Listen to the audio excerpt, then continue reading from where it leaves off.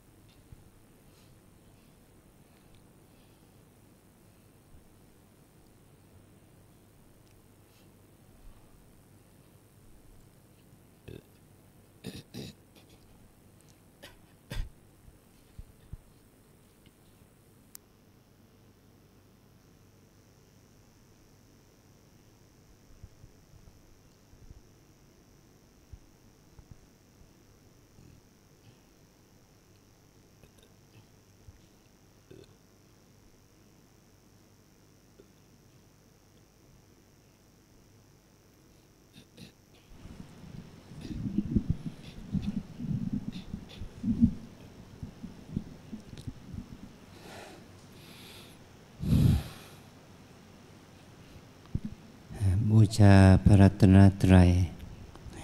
อิมินาสการเรนะอิมินาสการเรนะพุทธังอภิปูชยามะพุทธังอภิปูชยามะอิมินาสการเร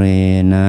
อิมินาสการเรนะธัมมังอภิปูชยามะธัมมังอภิปูชยามะอิมินา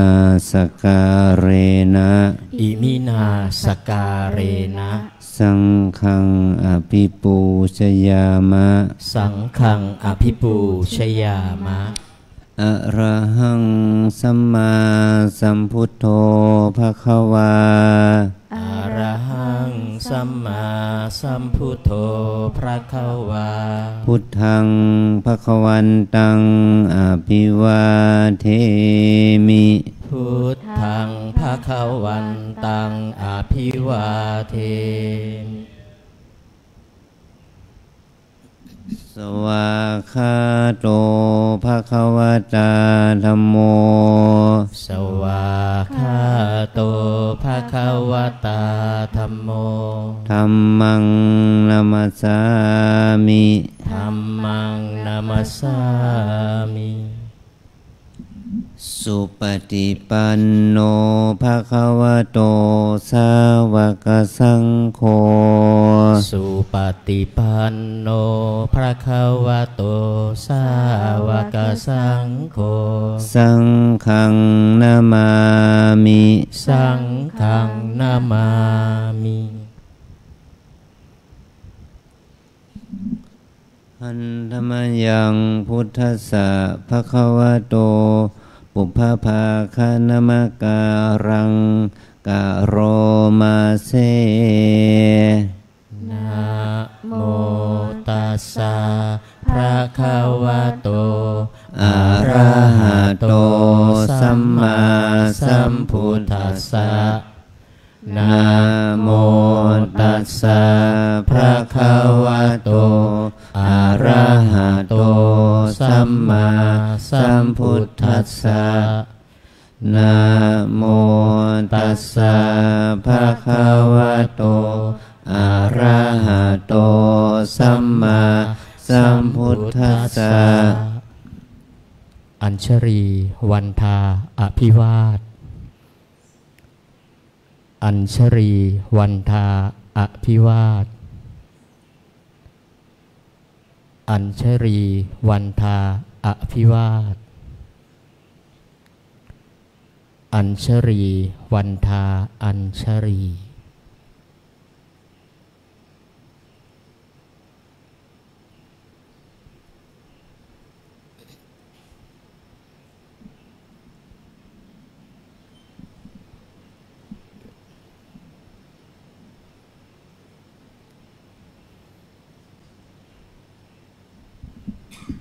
นิมนต์พระให้ศีล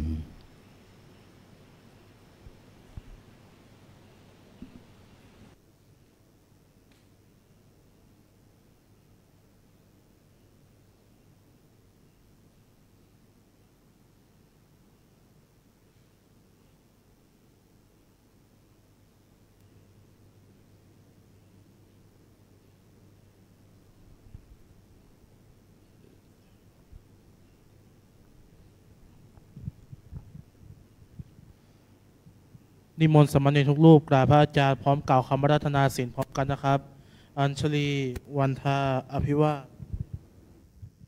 อัญชลีวันทาอภิวาทอัญชลีวันทาอภิวาทอัญชลีวันทาอัญชลีมายังพันเตสรณะสีลังยาจามะทุติยามปิมายังพันเตสรณะสีลังยาจามะตาติยามปิมายังพันเตสรณะสีลังยาจามะนะโมตัสสะภะคะวะโตอะระหะโตสัมมาสัมพุทธัสสะนะโมตัสสะภะคะวะโตอะระหะโตสัมมาสัมพุทธัสสะนะโมตัสสะภะคะวะโตอะระหะโตสัมมาสัมพุทธัสสะนะโมตัสสะภะคะวะโตอะระหะโตสัมมาสัมพุทธัสสะนะโมตัสสะภะคะวะโตอะระหะโตสัมมาสัมพุทธัสสะนะโมตัสสะภะคะวะโตอะระหะโตสัมมาสัมพุทธัสสะยะมหังวัฏามิตังวเทหิอามะพันเตพุทธังสรณังคัจฉามิพุทธังสรณังคัจฉามิธัมมังสรณังคัจฉามิธัมมังสรณังคัจฉามิสังฆังสรณังคัจฉามิสังฆังสรณังคัจฉามิทุติยัมปิพุทธังสรณังคัจฉามิทุติยามปีพุทธังสรณังคัจฉามิทุติยัมปิธัมมังสรณังคัจฉามิทุติยามปีธัมมังสรณังคัจฉามิทุติยัมปิสังฆังสรณังคัจฉามิทุติยามปีสังฆังสรณังคัจฉามิตติยัมปิพุทธังสรณังคัจฉามิตติยามปีพุทธังสรณังคัจฉามิตติยัมปิธัมมังสรณังคัจฉามิตติยามปีธัมมังสรณังคัจฉามิตติยัมปิสังฆังสรณังคัจฉามิตติยามปีสังฆังสรณังคัจฉามิติสรณะขมนังนิธิตังอามะพันเตปานาติปาตาเวรมณีปานาติปาตาเวรมณีอาทินนาทานาเวรมณีอาทินนาทานาเวรมณีอพรหมจริยาเวรมณีพรหมจริยาเวรมณีมุสาวาทาเวรมณีมุสาวาทาเวรมณีสุราเมรยมัชฌะปมาทฐานาเวรมณีสุราเมรยมัชฌะปมาทฐานาเวรมณีวิกาลโภชนาเวรมณีวิกาลโภชนาเวรมณีนัจจคีตวาทิตาวิสุกทัสนาเวรมณีนัจจคีตวาทิตาวิสุกทัสนาเวรมณีมาลาคันทวิเลปนะธารณะมันดนาวิภูสนัฏฐานาเวรมณีมาลาคันทวิเลปนะธารณะมันตนาวิภูสนัฏฐานาเวรมณี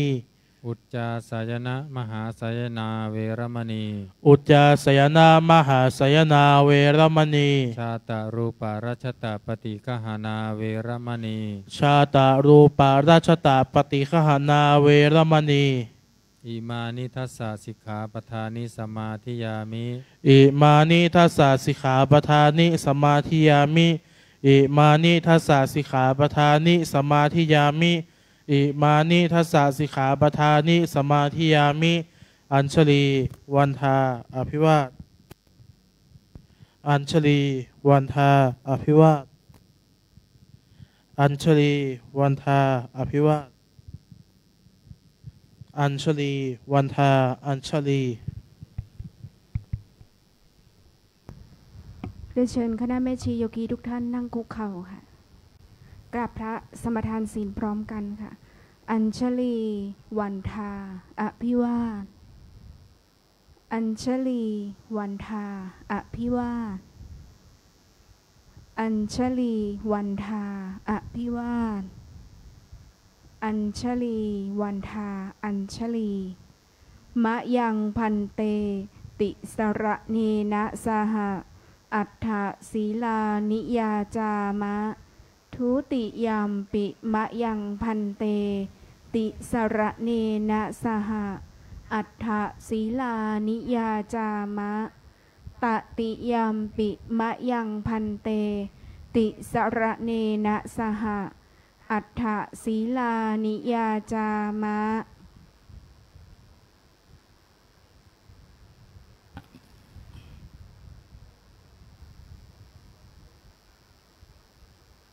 สัมพุทธัสสะนะโมตัสสะภะคะวะโตอะระหะโตสัมมาสัมพุทธัสสะนะโมตัสสะภะคะวะโตอะระหะโตสัมมาสัมพุทธัสสะนะโมตัสสะภะคะวะโตอะระหะโตสัมมาสัมพุทธัสสะนะโมตัสสะภะคะวะโตอะระหะโตสัมมาสัมพุทธัสสะนะโมตัสสะภะคะวะโตอะระหะโตสัมมาสัมพุทธัสสะ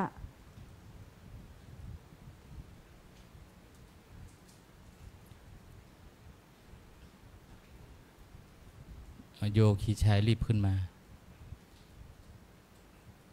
พุทธังสรณังคัจฉามิ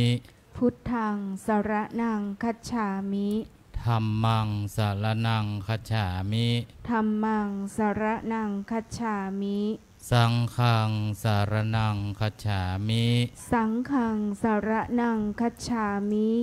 ทุติยัมปิพุทธังสรณังคัจฉามิทุติยัมปิพุทธังสรณังคัจฉามิทุติยัมปิธัมมังสรณังคัจฉามิทุติยัมปิธัมมังสรณังคัจฉามิทุติยัมปิสังฆังสรณังคัจฉามิทุติยัมปิสังฆังสรณังคัจฉามิตติยัมปิพุทธังสรณังคัจฉามิตติยัมปิพุทธังสรณังคัจฉามิตติยัมปิธัมมังสรณังคัจฉามิตติยัมปิธัมมังสรณังคัจฉามิตติยัมปิสังฆังสรณังคัจฉามิตติยัมปิสังฆังสรณังคัจฉามิติสรณะคมนังนิธิตังอามะพันเตปานาติปาตาเวรมณีสิกขาปะทังสมาธิยามิปานาติปาตาเวรมณีสิกขาปะทังสมาธิยามิอะทินนาทานาเวรมณีสิกขาปะทังสมาธิยามิอะทินนาทานาเวรมณีสิกขาปะทังสมาธิยามิอะพลัมมจริยาเวรมณีสิกขาปะทังสมาธิยามิอะพลัมมจริยาเวรมณีสิกขาปะทังสมาธิยามิมุสาวาทาเวรมณีสิกขาปะทังสมาธิยามิมุสาวาทาเวรมณีสิกขาปะทังสมาธิยามิสุลาเมรยะมัจจะปมาทฐานาเวรมณีสิกขาปะทังสมาธิยามิสุราเมรยะมัจจะปมาทฐานาเวรมณีสิกขาปะทังสมาธิยามิวิกาละโภชนาเวรมณีสิกขาปะทังสมาธิยามิวิกาละโภชนาเวรมณีสิกขาปะทังสมาธิยามินัจจะคีตวาทิตะวิสูกะทัสนะมาลาคันทวิเลปะนะธารณะมันดนะวิภูสนัทธานาเวรมณีสิกขาปะทังสมาธิยามินัจจะคีตวาทิตะวิสูกะทัสนะมาลาคันทะวิเลปนะธารณะมันดนะวิภูสนัทธานาเวรมณีสิกขาปะทังสมาธิยามิอุจจาสยนะมหาสยนาเวรมณีสิกขาปะทังสมาธิยามิอุจจาสยนะมหาสยนาเวรมณีสิกขาปะทังสมาธิยามิอิมานิอัฏฐสิกขาปทานิสมาธิยามิอิมานิอัฏฐสิกขาปทานิสมาธิยามิอิมานิอัฏฐสิกขาปทานิสมาธิยามิ อิมานิอัฏฐสิกขาปทานิสมาธิยามิอิมานิอัฏฐสิกขาปทานิสีเลนะสุขติงยันติสีเลนะโภคะสัมปทาสีเลนะนิพุติงยันติตัสสมาสีลังวิโสทะเยสาธุสาธุสาธุอัญชลีวันทาอภิวาทอัญชลีวันทาอภิวาท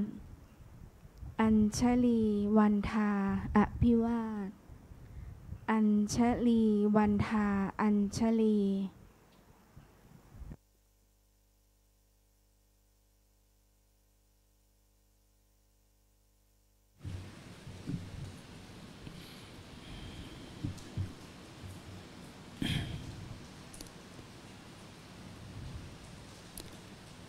วันนี้เป็นวันโกนที่เราจะได้ฟังธรรมเพราะวันพรุ่งนี้เป็นวันอัฐมีบูชาเป็นวันถวายพระเพลิงพระบรมสรีระของพระสัมมาสัมพุทธเจ้าเราทั้งหลายหวนมานึกถึงด้วยความเป็นอดีตอารมณ์นึกถึงวันที่พระสัมมาสัมพุทธเจ้าเสด็จดับขันธปรินิพพานเวลาผ่านมา7 วันว่าผ่านมา7 วันมันไม่นานเลยนะเหมือนกับว่าครูบาอาจารย์หลวงพ่อหลวงปู่ท่านได้ถึงแก่มรณภาพเขายังต้องศพบำเพ็ญกุศล7 วัน15 วัน50 วัน100 วันอย่างกรณีเขาเดชพระคุณหลวงปู่เนี่ยตั้งศพบำเพ็ญกุศลได้ประมาณปี1 ปีกว่ามีคนมีศรัทธาญาติโยมมาเป็นเจ้าภาพทำบุญเพื่ออุทิศผลนะให้แก่พระเดชพระคุณหลวงปู่ยาวนานจนถึงเงื่อนไขที่ว่าประเทศไทยเราเข้าสู่โรคระบาดนะโรคโควิดจึงเป็นเหตุให้ทางสาธารณสุขทางส่วนราชการเนี่ยขอให้เราหยุดบำเพ็ญกุศลเหลือแค่วันอาทิตย์วันเดียวมาจนถึงทุกวันนี้ถ้าเรานึกถึงว่าเมื่อพระสัมมาสัมพุทธเจ้าเสด็จดับขันธปรินิพพานไปท่านเพียงแค่7 วันเราทำไมเราจะทำการนึกถึงการเสด็จดับขันธปรินิพพานทำกิจกรรมน้อยใหญ่เพื่อถวายเป็นพุทธบูชาเหมือนกับว่าเป็นการทำบุญให้ตัวเองแม่ตัวแล้วเราได้ถวายบุญกุศลในวันพรุ่งนี้เราจะได้ทำกิจกรรมวันอัฐมีบูชาเราจะได้อัญเชิญพระพุทธรูปปางปรินิพพานเดี๋ยวนี้พระพุทธรูปปางปรินิพพานอยู่ในวิหารอยู่ไหมเราจะขออาศัยองค์นั้นออกไปทำพิธีนาลานเจดีย์นะองค์นี้ไม่ต้องเอาลงไปละพระปรินิพพานเราจะขอเอาองค์นั้นให้อยู่ในวิหารนั่นแหละเอาไปตกแต่งดอกไม้นะในโอกาสที่เราจะได้เวียนเทียนนึกถึงวันประชุมเพลิงของพระสัมมาสัมพุทธเจ้าเนาะขอให้เราได้ไปทำกิจกรรมหวังว่าพรุ่งนี้ฝนจะไม่ตกเวลา20 ทุ่มนะ ก็ถ้าเราเอาอัญเชิญพระพุทธรูปพระปางปรินิพพานที่ในวิหารที่โยมถวายสร้างถวายเอาไปเป็นเครื่องระลึกนึกถึงวันพระสรีระของพระสัมมาสัมพุทธเจ้านะนี่แหละให้เรานึกถึงความดี งามของพระสัมมาสัมพุทธเจ้าได้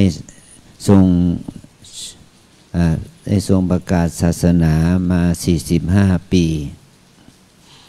ความดีงามที่พระองค์ทรงบำเพ็ญพุทธกิจเกี่ยวกับโลกตจริยาญาตถจริยาและพุทธจริยาของพระองค์45 พรรษานับแต่ที่พระองค์ได้ตรัสรู้ก็เป็นอานิสงส์ผลมาให้แก่พวกเรามาจนถึงทุกวันนี้นะแล้ววันพรุ่งนี้เราจะได้พวกเรานะถ้าพระเนรเราเนี่ยโยคีขอเชิญขอนิมนต์ขอเชิญพวกเราไปร่วมกิจกรรมไปวางศิลาฤกษ์สถานที่สังเวชนียสถานจำลองสถานที่ประสูติของพระโพธิสัตว์ที่เราจะไปทำการฉลองคำวางศิลาฤกษ์ที่พุทธมณฑลพวกเรานิมนต์พวกเราไปทุกรูปนะทางวัดจะลดไปเราจะได้ไปร่วมกิจกรรมวางศิลาฤกษ์เนี่ยถ้านี่เราไปทำกิจกรรมที่โน้นประมาณ5 โมง 6 โมงก็กลับมาก็มาถึงวัดเราก็คง7 โมงกว่า8 โมงละ7 โมงกว่าประมาณทุ่มกว่าคงจะเสร็จทางโน้นนะแล้วเราก็จะได้มาทำกิจกรรมวันอาสมีบูชาที่วัดเรานี่นะ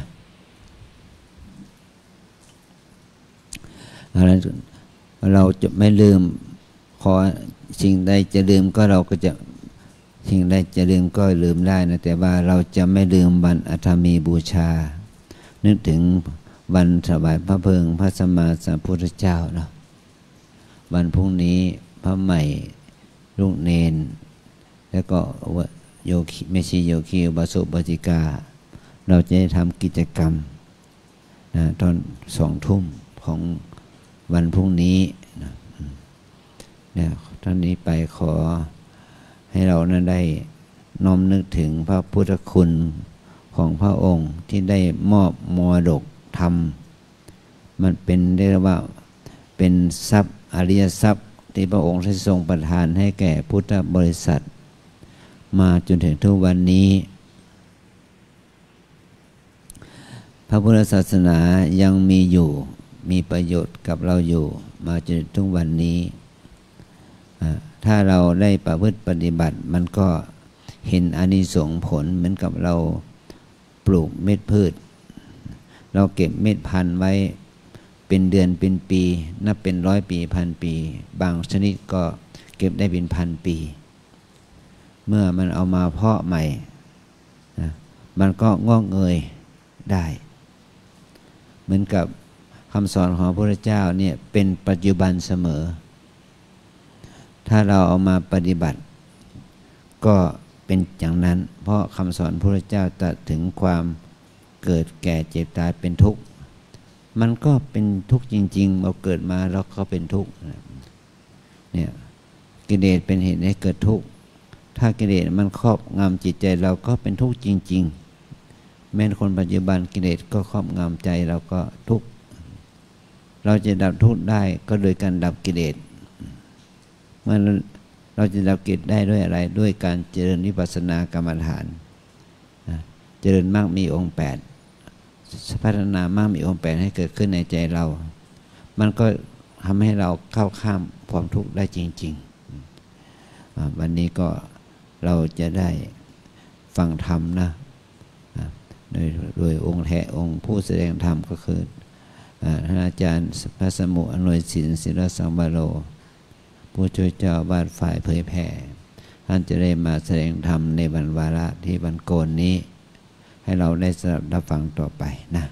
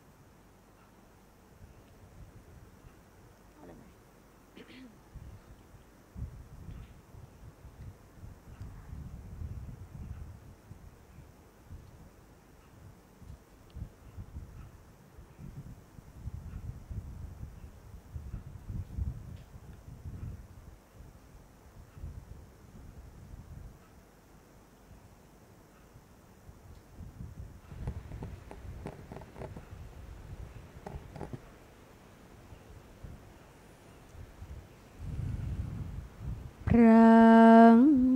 มาจะโลกาทิปติสัมปติกาตันชลีอานาทิวรังอายาจตาสันติทัสสัตตาอปาราชาคาชาติกาเทเสหิธรรมังอนุกรรมปิมังปะชังท้าวสามบดีพรหมเป็นบรมนายพรหมมาทรงฤทธิ์ที่ศักดากว่าบริษัททุกหมู่พรหมน้อมหัดนามัสการประดิษฐานณที่สมควรแล้วจึงบางคมชุลีบาทพระศาสดาขอพรอันประเสริฐวรเลิศมาโอรานปวงสัตว์ใน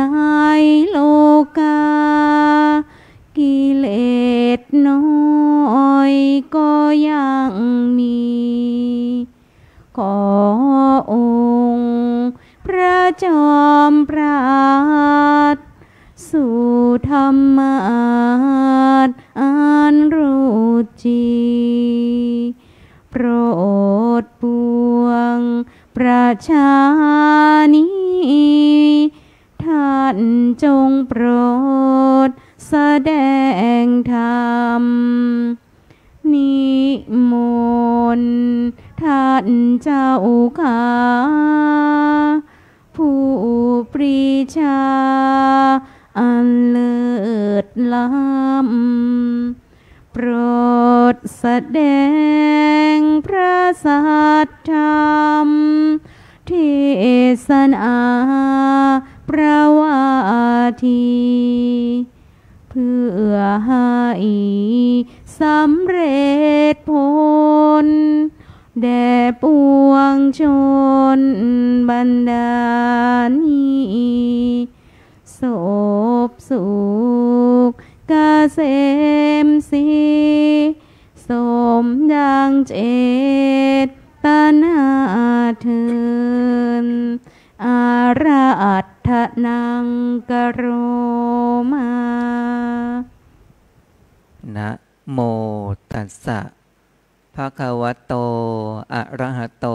สัมมาสัมพุทธัสสะนะโมตัสสะภะคะวะโตอะระหะโตสัมมาสัมพุทธัสสะนะโมตัสสะภะคะวะโตอะระหะโตสัมมาสัมพุทธัสสะกาเลนะธัมมัสสวนังเอตัมมังคารมุตตมันติขอความนอบน้อมจงมีแด่องค์สมเด็จพระสัมมาสัมพุทธเจ้าพระองค์นั้นซึ่งเป็นผู้ไกลจากกิเลสตรัสรู้ชอบได้โดยพระองค์เองพร้อมทั้งพระสัทธรรมและพระอริยสงฆ์สาวกเจ้าทั้งหลายขอความนอบน้อมถวายความเคารพแด่ท่านพระเดชพระคุณท่านเจ้าคุณอาจารย์พระภาวนาธรรมภิรัตน์วิปัสสนาจารย์เจ้าคณะอำเภอเมืองเชียงใหม่ เจ้าสำนักปฏิบัติธรรมประจำจังหวัดเชียงใหม่แห่งที่2 จังหวัดวัดอำเปิงตะโพธารามด้วยความเคารพยิ่งขออนุโมทนาแด่พระภิกษุสามเณรแม่ชีโยคีตลอดถึงพุทธศาสนิกชนทั้งหลายที่มีความใคร่มีความสนใจใฝ่ในการศึกษาเรียนรู้ธรรมะภาคปฏิบัติซึ่งแนวทางแห่งการปฏิบัตินั้นจะนำมาซึ่งประโยชน์ต่อตนเองนำมาซึ่งประโยชน์ต่อบุคคลอื่นแนวทางวิธีการปฏิบัตินั้นเป็นไปเพื่อประโยชน์ทั้งโลกนี้และก็โลกหน้าสูงสุดก็คือเพื่อความพ้นทุกข์คือพระนิพพานนั่นเองดังนั้นวันนี้ก็เป็นการเวลาที่เราท่านทั้งหลายจะได้มาสดับรับฟังคำสั่งและคำสอนขององค์สมเด็จพระสัมมาสัมพุทธเจ้าเพื่อเป็นการเฉลิมฉลองสดับสติปัญญาเพิ่มพูนกุศลบุญและราศีให้กับเราเพื่อเป็นแนวทางแห่งการประพฤติในการปฏิบัติเพื่อเป็นเครื่องหล่อหลอมกล่อมเกลาจิตใจของเราเป็นไปเพื่อละกิเลสตัณหามานะทิฏฐิและอุปาทานได้ดังนั้นวันนี้ก็เป็นวาระหนึ่งที่จะได้มาให้ความรู้ให้ธรรมะกับเราท่านทั้งหลายดังที่ท่านเจ้าคุณอาจารย์ได้ปรารภว่าพรุ่งนี้จะเป็นวันพระราชทานเพลิงศพคือเรียกว่าอัฐมีบูชาของพระพุทธเจ้านะท่านเจ้าคุณก็ได้เชิญชวนแนะนำพุทธบริษัทรวมการสมัครสมานโหรระลึกนึกถึงคุณูปการขององค์สมเด็จพระภูมิพระภาคเจ้าอันหาประมาณไม่ได้จนถึงปัจจุบันนี้วันนี้ก็จะได้ให้ความรู้ทำความเข้าใจเกี่ยวกับแนวทางข้อปฏิบัติของเราทั้งหลายคนเราท่านทั้งหลายอันดับแรกเราต้องกล่าวถึงเรื่องของศรัทธาก่อนศรัทธาเป็นความเชื่อปัสสัทธะเป็นความเลื่อมใสนะในทางพระพุทธศาสนาของเรากล่าวถึงเรื่องของศรัทธามีอยู่4ประการด้วยกันนะเป็นความเชื่อที่ประกอบด้วยเหตุด้วยผลข้อที่1กรรมศรัทธามีศรัทธามีความเชื่อในเรื่องของกรรมและกฎแห่งกรรมข้อที่2วิปากศรัทธามีความเชื่อเหตุผลด้วยวิบากเชื่อผลของกรรมเชื่อผลของการกรรมนั้นมีจริงนะข้อที่3กรรมสกตะสกตาศรัทธามีความเชื่อว่าสัตว์ทั้งหลายมีกรรมเป็นของตนเชื่อว่าแต่ละคนนั้นกรรมนั้นเป็นเจ้าของจะต้องรับผิดชอบเสวยวิบากกรรมนั้นไปตามอำนาจของตนเองข้อสุดท้ายตถาคตโพธิศรัทธามีความเชื่อในการตรัสรู้ขององค์สมเด็จพระสัมมาสัมพุทธเจ้าและยังมีความมั่นใจในพระพุทธเจ้าว่าพระพุทธเจ้าเนี่ยทรงเป็นผู้ตรัสรู้ชอบได้โดยพระองค์เองเป็นพุทธะซึ่งมีคุณูปการเช่นพุทโธเป็นผู้รู้ผู้ตื่นผู้เบิกบานสัมมาสัมพุทธเจ้าสัตว์ของพระผู้มีพระภาคเจ้าเป็นผู้ตรัสรู้ชอบได้โดยพระองค์เองนะเหล่านี้เป็นต้นฉะนั้นศรัทธาความเชื่อเหล่านี้ว่าข้อที่1กรรมศรัทธา มีความเชื่อในเรื่องกรรมและกฎแห่งกรรมเชื่อว่ากรรมนั้นมีอยู่จริงมีความเชื่อว่าใครทำอย่างไรก็จะได้อย่างนั้นดังที่พระองค์ทรงตรัสเอาไว้เป็นพุทธภาษิตว่าเจตนาหังภิกขเวกัมมังวัฏฐามิกรรมคือเจตนาเช่นพระภิกษุจำนวน7 รูปที่บวชในวันนี้มีศรัทธามีที่จะมาบวชทั้ง7 รูปนะคือเจตนาที่จะตั้งใจบวชเมื่อเรามีศรัทธาตั้งใจบวชเราต้องเสียสละหน้าที่การงานทุกประการเพื่อจะได้มาบวชจะได้ศึกษาหลักธรรมและวินัยจะได้ประพฤติจะได้ปฏิบัตินอกจากพระบวชใหม่แล้วบุคคลอื่นก็มีศรัทธามาบวชในพระศาสนาเช่นเดียวกันคือตั้งเจตนาเอาไว้ถ้าตั้งเจตนาดีผลก็ดีนำมาซึ่งความสุขดังที่เจ้าคุณอาจารย์ได้กล่าวไว้ใจความตอนหนึ่งในภาคบ่าย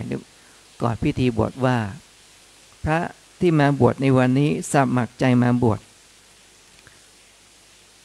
ญาติพี่น้องมิตรสหายทั้งหลายทั้งปวงที่ไม่เคยเข้าวัดก็จะได้เข้าวัดแล้วก็ยังดึงญาติมิตรเข้าวัดได้มาร่วมกิจกรรมในการบวชด้วยอันนี้คือเกิดจากอะไรกรรมศรัทธามีความศรัทธาไม่เชื่อในเรื่องกรรมและกฎแห่งกรรมว่าถ้าตั้งใจในทำกรรมดีเราก็จะได้รับสิ่งที่ดีอยู่ที่เจตนาของเราเจตนาดี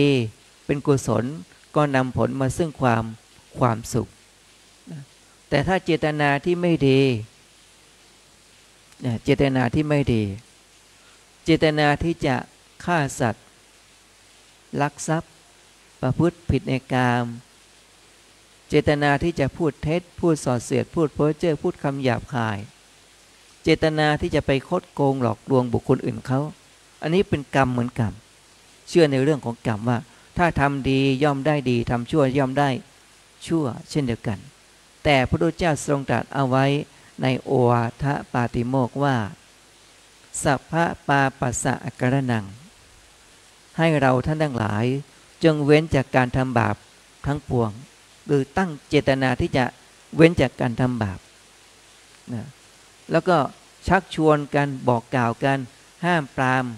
คอยห้ามปรามคอยบอกกล่าวคอยตักเตือนว่าอย่าไปทำบาปนะ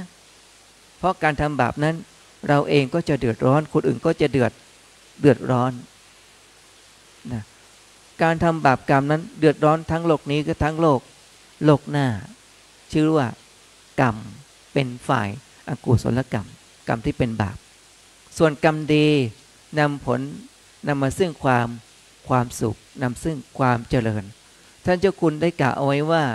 พระที่มาบวชแล้วตั้งอกตั้งใจประพฤติธรรมปฏิบัติธรรมท่านเจ้าคุณกล่าวชัดเลยบ่ายนี้ว่าเมื่อก่อนอยู่ที่บ้านพ่อแม่คุยกับลูกคุยกันไม่รู้เรื่องหลังจากมาบวชแล้วลาสิกขาไปแล้วตอนนี้คุยกันรู้เรื่องคือรู้ภาษากันเมื่อก่อนบวชนั้นคุยกันไม่รู้เรื่องไม่เข้าใจหลังจากบวชได้รับการฝึกฝนอบรมพระธรรมวินัยแล้วตั้งใจในการทำคุณงามความดีแล้วคุยกันรู้เรื่องแสดงว่าการบวชนั้นได้ผลอันนี้คือกรรมศรัทธาในเรื่องของกรรมและกฎแห่งกรรมทั้งหลายทั้งปวงดังที่พระพุทธเจ้าทรงตรัสเอาไว้ว่าเจตนาหังภิกขเวกัมมังวัฏฐามิว่าเจตนาคือกรรมถ้าเราตั้งใจเจตนาที่จะให้ทานรักษาศีลเจริญภาวนาย่อมเจตนาที่เป็นกุศลมีผลนำมาซึ่งความสุขให้กับตนเองและก็คนรอบข้างเรานำมาซึ่งความเจริญฝ่ายเดียวเหล่านี้เป็นต้นข้อที่สองวิบากคือกรรมวิบากศรัทธาก็คือเชื่อในวิบากคือผลแห่งกรรมนั่นเองใครทำกรรมอย่างไรก็จะได้อย่างนั้นกรรมนั้นมี3ทางด้วยกัน1ทางใจนะถ้าเรามีมโนสุจริตคือใจคิดดีวจีสุจริตตั้งใจในพูดแต่สิ่ง ธิดีคือมีปิยวาจาให้คำแนะนำพร่ำสั่งพร่ำสอนคอยแนะนำบอกกล่าวสนับสนุนส่งเสริมให้ตั้งมั่นในบุญกุศลให้ตั้งมั่นในคุณงามความดีนี่เขาเรียกว่าปิยวาจาเจตนาที่จะพูดแต่สิ่งที่ดีมีสาระ3กายกรรมคือการกระทำทางกายเกี่ยวกับอาชีพต่างๆนานาเป็นต้นถ้าหากว่าเรามีมโนสุจริตวจีสุจริตแล้วก็กายสุจริตก็หมายความว่าบุคคลได้ฝึกฝนอบรมมาดีแล้วดังที่พระพุทธเจ้าทรงตรัสเอาไว้ในจิตวรรคว่ามโนบุพพังขมาธรรมามโนเศรษฐามโนมยาเป็นต้นแปลว่าทำทั้งหลายทั้งปวงมีใจเป็นใหญ่มีใจเป็นหัวหน้าสำเร็จได้ด้วยใจถ้าใจได้รับการฝึกฝนอบรมมาดีแล้วการพูดการกระทำทุกอย่างก็เป็นดีไปด้วยเป็นต้นอย่างนี้นะแต่ถ้าว่าใจไม่ได้รับการฝึกฝนใจไม่ได้รับการอบรมไม่ได้ศึกษาธรรมและวินัยนะเมื่อจิตไม่ได้รับการฝึกฝนไม่ได้รับการอบรมนั้นการคิดก็เป็นอคติคือมโนทุจริตสภาพจิตใจก็คือใจมีความโลภใจมีความโกรธใจมีความหลงใจมีความแค้นอาฆาตพยาบาทนี่คือกรรมเกิดจากทางอะไรทางใจใครจะคิดอะไรไม่มีใครรู้แต่คนคิดนั่นแหละย่อมรู้ด้วยตัวของเขาเองนะคือเกิดจากใจก่อนเนาะอันนี้ก็เรียกมโนทุจริตใจเป็นอกุศลนั่นเองเขาย่อมมีผลเป็นทุกข์จิตใจของเขาย่อมมีความเศร้าหมองแห่งจิตนั่นเองชีวิตของเขาก็จะเป็นทุกข์2วจีทุจริตพูดเท็จพูดส่อเสียดพูดเพ้อเจ้อพูดคำหยาบคายพูดแล้วทำให้คนทะเลาะเบาะแว้งกันพูดแล้วทำให้คนหมดกำลังใจที่จะทำคุณงามความดีพูดเพื่อจะเยาะเย้ยถากถางเสียดสีเสียดแทงกันอยู่เรื่อยอันนี้ก็เรียกว่าวจีทุจริตคำพูดนั้นไม่ประกอบด้วยบุญก็มาจากอะไรมาจากสภาพจิตใจนั่นเองนะฉะนั้นพระเจ้าจึงให้เราเว้นจากการทุจริตทั้ง3ประการกายทุจริตก็คือเอาร่างกายนี้ไปทำบาปสร้างอกุศลธรรมทั้งหลายทั้งปวงเหล่านี้เป็นต้นเนี่ยเช่นในยุคปัจจุบันนี้มีข้อมูลข่าวสารรวดเร็วมากเช่นการเล่นการพนันเขาเรียกว่าอะไรนะก็พูดไม่เป็นกันนะอะไรนะเขาเรียกนะไม่ต้องพูดนะเนาะคือเล่นการพนันในเว็บพนันต่างๆอันนี้คือกายทุจริตนั่นเองมันก็นำมาซึ่งความเดือดร้อนแต่ถ้าบุคคลใดมีความเชื่อว่ากรรมนั้นมีผลเช่นมโนทุจริตวจีทุจริตแล้วก็กายทุจริตอาชีพทุจริตย่อมมีผลทันทีเลยก็คือเขาย่อมรู้ด้วยตัวของเขาเองเขาก็ย่อมหาช่องทางที่จะโกหกหลอกลวงทุกช่องทางเพื่อจะไปเล่นการพนันขันต่อเหล่านี้เป็นต้นแต่เราไม่ได้กล่าวหาว่าเขาเป็นคนไม่ดีแต่กำลังพูดว่านี่คือกรรมฝ่ายอกุศลมีผลเป็นทุกข์ไม่ต้องรอให้โลกหน้าแล้วณปัจจุบันที่คิดเป็นอคติคิดเป็นอกุศลมีผลเป็นทุกข์ทางใจแล้วดังนั้นพุทธศาสนาของเราให้เชื่อของวิบากกรรมและให้เว้นจากการทำบาปพระพุทธเจ้าไม่ได้สอนให้เราเป็นทุกข์แต่สอนให้เรามีความสุขพระพุทธศาสนาของเราพระพุทธเจ้าไม่ได้สอนให้เราอ้อนวอนแต่สอนให้เราประพฤติขอให้เราปฏิบัติตามพระธรรมและวินัยแต่พระพุทธเจ้าก็ไม่ได้บังคับให้เชื่อพระพุทธเจ้าไม่บังคับให้เราเชื่อแต่ให้เราพิสูจน์ลองนำไปประพฤติลองไปปฏิบัติดูเช่นห้ามคิดอาฆาตห้ามคิดพยาบาทห้ามคิดลบหลู่ดูถูกดูหมิ่นห้ามประมาทเมื่อปี 2551 ผู้พูดเองได้ไปให้กรรมฐานที่จังหวัดแห่งหนึ่งของนิสิตมจร.มีพระรูปหนึ่งเอามาเป็นธรรมะนะเกี่ยวกับมโนทุจริต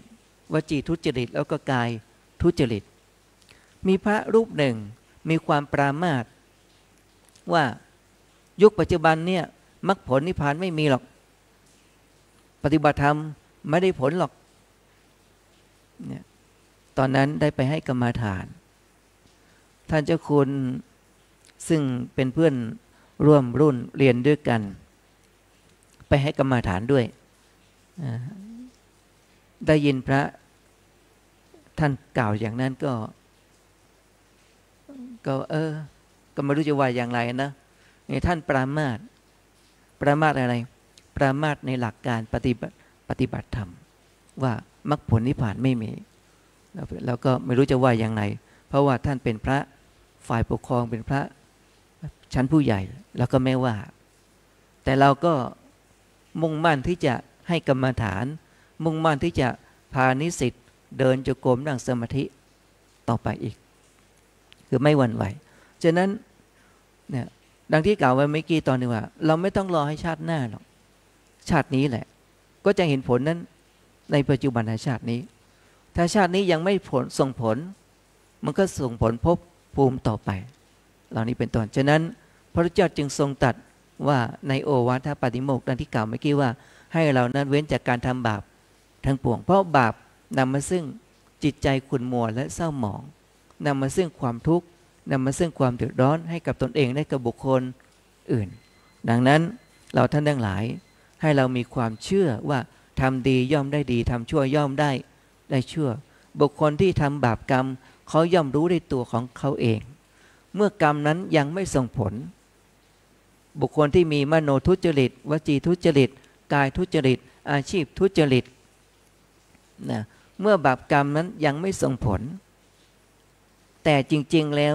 กรรมนั้นส่งผลแล้วคือตั้งแต่การคิดนั่นเองเขาย่อมรู้ด้วยตัวของเขาเองนะจิตใจของเขาย่อมมีความขุ่นมัวและเศร้าหมองด้วยตัวของเขาเองฉะนั้น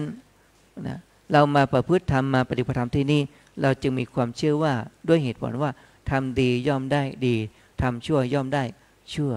กรรมนั้นเป็นของเฉพาะตนเป็นเฉพาะบุคคลแต่ถ้าเรามีหมู่คณะมันก็พาหมู่คณะเดือดร้อนไปด้วยมันส่งผลถึงครอบครัวตระกูลญาติมิตรสหายไปด้วยถ้ากรรมนั้นไม่ดีนะถ้ากรรมนั้นส่งผลจะเดือดร้อนไปหมดนะปู่ย่าตายายบรรพชนบรรพบุรุษครูบาอาจารย์ก็เดือดร้อนไปหมดนะแต่จริงๆแล้วมันเป็นของเฉพาะตนแต่เราเข้าใจว่ามันรวมกันตอนนี้เป็นต้นแต่ในหลักกรรมเป็นเผ่าพันธุ์กรรมเป็นพวกพ้องกรรมเป็นแดนเกิดกรรมเป็นกำเนิดใครทำกรรมอย่างไรก็จะได้อย่างนั้นเป็นต้นแต่ถ้าหากว่าเราเจริญวิปัสสนากรรมฐานนั้นเราเข้าถึงสภาวธรรมอย่างแท้จริงที่เราปฏิบัติกันจริงๆด้วยอาศัยศรัทธาอย่างท่วมท้นได้ประพฤติปฏิบัติธรรมอย่างจริงๆจังๆเช่นพระใหม่เราเนี่ยวันหนึ่งมี24ชั่วโมงถ้าเรามีศรัทธานะมีความเลื่อมใสเนี่ยมีตถาคตโพธิศรัทธามีความเชื่อในการตรัสรู้ของพระพุทธเจ้ามั่นใจในพระพุทธเจ้านะแล้วก็ปฏิบัติตามพระธรรมวินัยของพระพุทธเจ้าเราจะไม่ผิดหวังเลยชีวิตของเราเช่นที่ยกตัวอย่างไว้ครั้งที่3ว่าให้เราเว้นจากการทำบาปทั้งปวงบาปนั้นเกิด3ช่องทางด้วยกันก็คือตั้งเจตนาคือใจเจตนาแรงกล้าใช่ไหมนะเจตนาอ่อนๆหรือว่าไม่ได้เจตนาเช่นเราขับรถช่วงนี้ฤดูฝนเราขับรถแมลงเม่ากบเขียดทั้งหลายที่มันวิ่งตามถนนคือเราไม่มีเจตนาที่จะไปเหยียบไปชนเขาแต่ก็เป็นกรรมเหมือนกันเหมือนกับเจ้าหน้าที่กรมโยธาสร้างถนนแล้วเป็นยังไงไม่ทำเครื่องหมายไม่อะไรมากีดไม่อะไรกั้นเอาไว้คนขับรถฝนตกอ่ะมันมืดเนาะมันมองไม่ค่อยเห็นนะเวลาตกหลุมไป ประสบอุบัติเหตุทำให้พิกลพิการหรือไม่ก็เสียชีวิตคือเจ้าหน้าที่กรมทางหลวงเจ้าหน้าที่กรมโยธานั่นแหละต้องรับผลแห่งกรรมนั้นแต่ว่าเขาไม่ได้เจตนาจริงอยู่แต่ว่าขาดความรอบคอบขาดการป้องกันเหมือนกับเราขุดน้ำบ่อไว้เราขุดน้ำบ่อหรือขุดหลุมไว้แต่เราไม่เอาอะไรมากั้นไว้อย่างไรคนเดินมาอาจจะ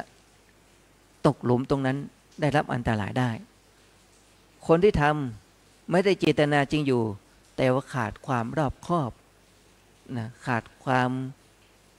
ประมาทเลินเล่อฉะนั้นคนที่มาตกหลุม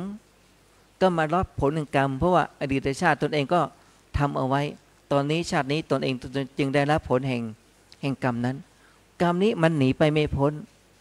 นะไม่เร็วก็ช้าไม่ช้าก็เร็วไม่ชาตินี้ก็ชาติหน้าแล้วชาติต่อไปเราย่อมหนีกรรมเราของเราไม่พ้นแต่ว่าเราจะได้ผลทันทีก็คือมโนกรรมนั่นเองถ้าเราคิดดีเราก็รู้ว่าเราคิดดีเราพูดดีเราก็รู้ว่าเราพูดดีเราพูดไม่ดีเราทำอะไรไม่ดีเราก็รู้ว่าเราทำอะไรไม่ดีแต่ว่ามีบุคคลบางคนบางกลุ่มว่าเนี่ยไม่มีความเชื่อในเรื่องของกรรมเขาจึงคิดไม่ดีพูดไม่ดีทำไม่ดีไปเรื่อยๆแต่เขาก็ได้รับกรรมของเขาแต่เขาไม่รู้ว่านั่นคือกรรมเหล่านี้เป็นต้นฉะนั้นการที่เราเดินจงกรมนั่งสมาธิเรามาปฏิบัติธรรมกรรมฐานวิปัสสนากรรมฐานเดินจงกรมนั่งสมาธิทำไมมันเจ็บมันปวดอยู่เฉยๆก็ไม่เจ็บไม่ปวดแต่จริงๆแล้วทุกข์นั้นมีอยู่ตลอดเวลาแต่เราไม่มีสมาธิเราจึงไม่เห็นทุกข์นะทุกข์นั้นเกิดขึ้นตลอดเวลานะแต่เราไม่เห็นทุกข์ในหัวใจกรรมฐานในนักธรรมชั้นเอกท่านเจ้าคุณพระมหาสมณเจ้าท่านเขียนเอาไว้นักธรรมชั้นเอกในหน้าที่1หัวใจกรรมฐานว่าสมาธิงภิกขเวภาเวทะสมาหิโตยะถาภูตังปัจฉนาติแปลใจความว่าดูก่อนภิกษุทั้งหลายชนทั้งหลายเหล่าใดย่อมยังจิตให้เป็นสมาธิเมื่อจิตเป็นสมาธิแล้วย่อมรู้ชัดตามความเป็นจริงฉะนั้นคนที่มีความโกรธส่วนใหญ่แล้วเขาจะควบคุมตัวเองได้ไหมได้หรือไม่ได้ได้หรือไม่ได้คนที่มีความโลภอยากได้ของคนอื่นส่วนใหญ่จะควบคุมได้ไหมได้หรือไม่ได้ยิ่งคนที่มีความหลงจะรู้ตนเองมีความลุ่มหลงไหมเอ่ยฉะนั้นความโลภความโกรธความหลงมีกันทุกคนความเจ็บความปวดความเมื่อยความล้าความง่วงความคิดความฟุ้งซ่านมีเหมือนกันทุกคนแต่ถ้าว่าบุคคลใดอบรมจิตฝึกจิตพัฒนาจิตเราก็จะเริ่มรู้เห็นตามความเป็นจริงฉะนั้นไม่แปลกใจเลยเมื่อเรามีการเดินจงกรมนั่งสมาธิเราก็ย่อมเห็นความคิดของเราคิดเรื่องดีหรือไม่ดีจริงไหมข้อนี้เห็นไหมนะแล้วเราก็จะเกิดจิตสำนึกว่าอดีตที่ผ่านมาเป็นเรื่องเป็นราวที่เราทำเอาไว้ในอดีตดังนั้นความหมายคำว่าสติคือระลึกได้สติแปลว่าระลึกรู้สติแปลความหัวระลึกเมื่อเรามีการเดินจงกรมนั่งสมาธิไม่ว่าจะ1 นาที10 นาที20 นาทีนะเราก็จะได้สติตัวนี้ก็จะระลึกถึงอดีตที่ผ่านมาฉะนั้นความหมายคำว่าสติแปลว่าระลึกได้ระลึกรู้ระลึกถึงสิ่งที่เคยทำจำสิ่งที่เคยพูดเอาไว้เป็นเวลายาวนานเป็นต้นชื่อว่าสติระลึกรู้เมื่อสติระลึกรู้จิตของเราก็เป็นมีสมาธิแปลว่าจิตตั้งมั่นเมื่อเราจิตตั้งมั่นเราก็ย่อมรู้ชัดตามความเป็นจริงว่าความง่วงเกิดขึ้นกับเราก็กำหนดอาการง่วงจิตที่เป็นสมาธิเราจึงรู้ถึงความง่วงได้ชัดเจน ขณะที่เรากำหนดอาการพองยุบอยู่ให้มีสติระลึกรู้ใจเราตั้งมั่นอยู่ในอาการท้องพองท้องยุบเขาเรียกสมาธินะเราก็จะรู้สึกถึงอาการท้องค่อยขยับขึ้นกระเพื่อมขึ้นแล้วก็พองสุดแล้วก็ค่อยยุบลงเมื่อขณะรู้ตามอาการพองยุบเราก็จะรู้เท่าทานอะไรความง่วงมันเริ่มมึนซึมนั่นหมายความว่าเรารู้ชัดตามความเป็นจริงว่าความง่วงกำลังเกิดขึ้นขณะที่เรากำหนดอาการพองยุบนี่คือสมาธิแปลว่าจิตตั้งมั่นเมื่อจิตตั้งมั่นย่อมรู้อะไรรู้ถึงความง่วงแล้วกำหนดว่าง่วงหนอยิ่งกำหนดง่วงแล้วก็จะรู้สึกถึงความง่วงได้ชัดขึ้นรู้สึกถึงอาการง่วงปรากฏชัดขึ้นสติของเราก็มีมากขึ้นสติของเราก็เจริญขึ้นความเพียรก็เจริญมากขึ้นก็จะเห็นอะไรเห็นความง่วงชัดขึ้นเมื่อเราเห็นความง่วงจิตเห็นความง่วงอาศัยสติระลึกรู้แล้วเราก็จะเห็นอะไรเห็นสภาพของกิเลสของเราได้เมื่อความง่วงแล้วพระหมายเป็นอย่างไรอยากนอนไหม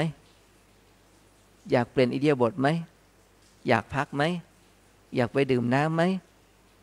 นั่นแหละเมื่อเราอยากพักอยากเปลี่ยนอิริยาบถอยากนอนอยากไปล้างหน้านั่นคือเราจะเห็นจิตอยากลุกอยากเดิน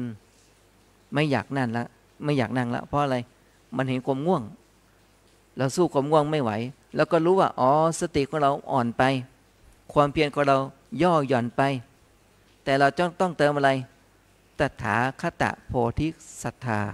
เชื่อมั่นในศรัทธาของพระพุทธเจ้าว่าง่วงให้พิจารณาอาการง่วงด้วยความบริสุทธิ์ใจฉะนั้นเรากำหนดอาการง่วงไม่ใช่กำหนดให้เขาหายง่วงแต่ฝึกให้เรามี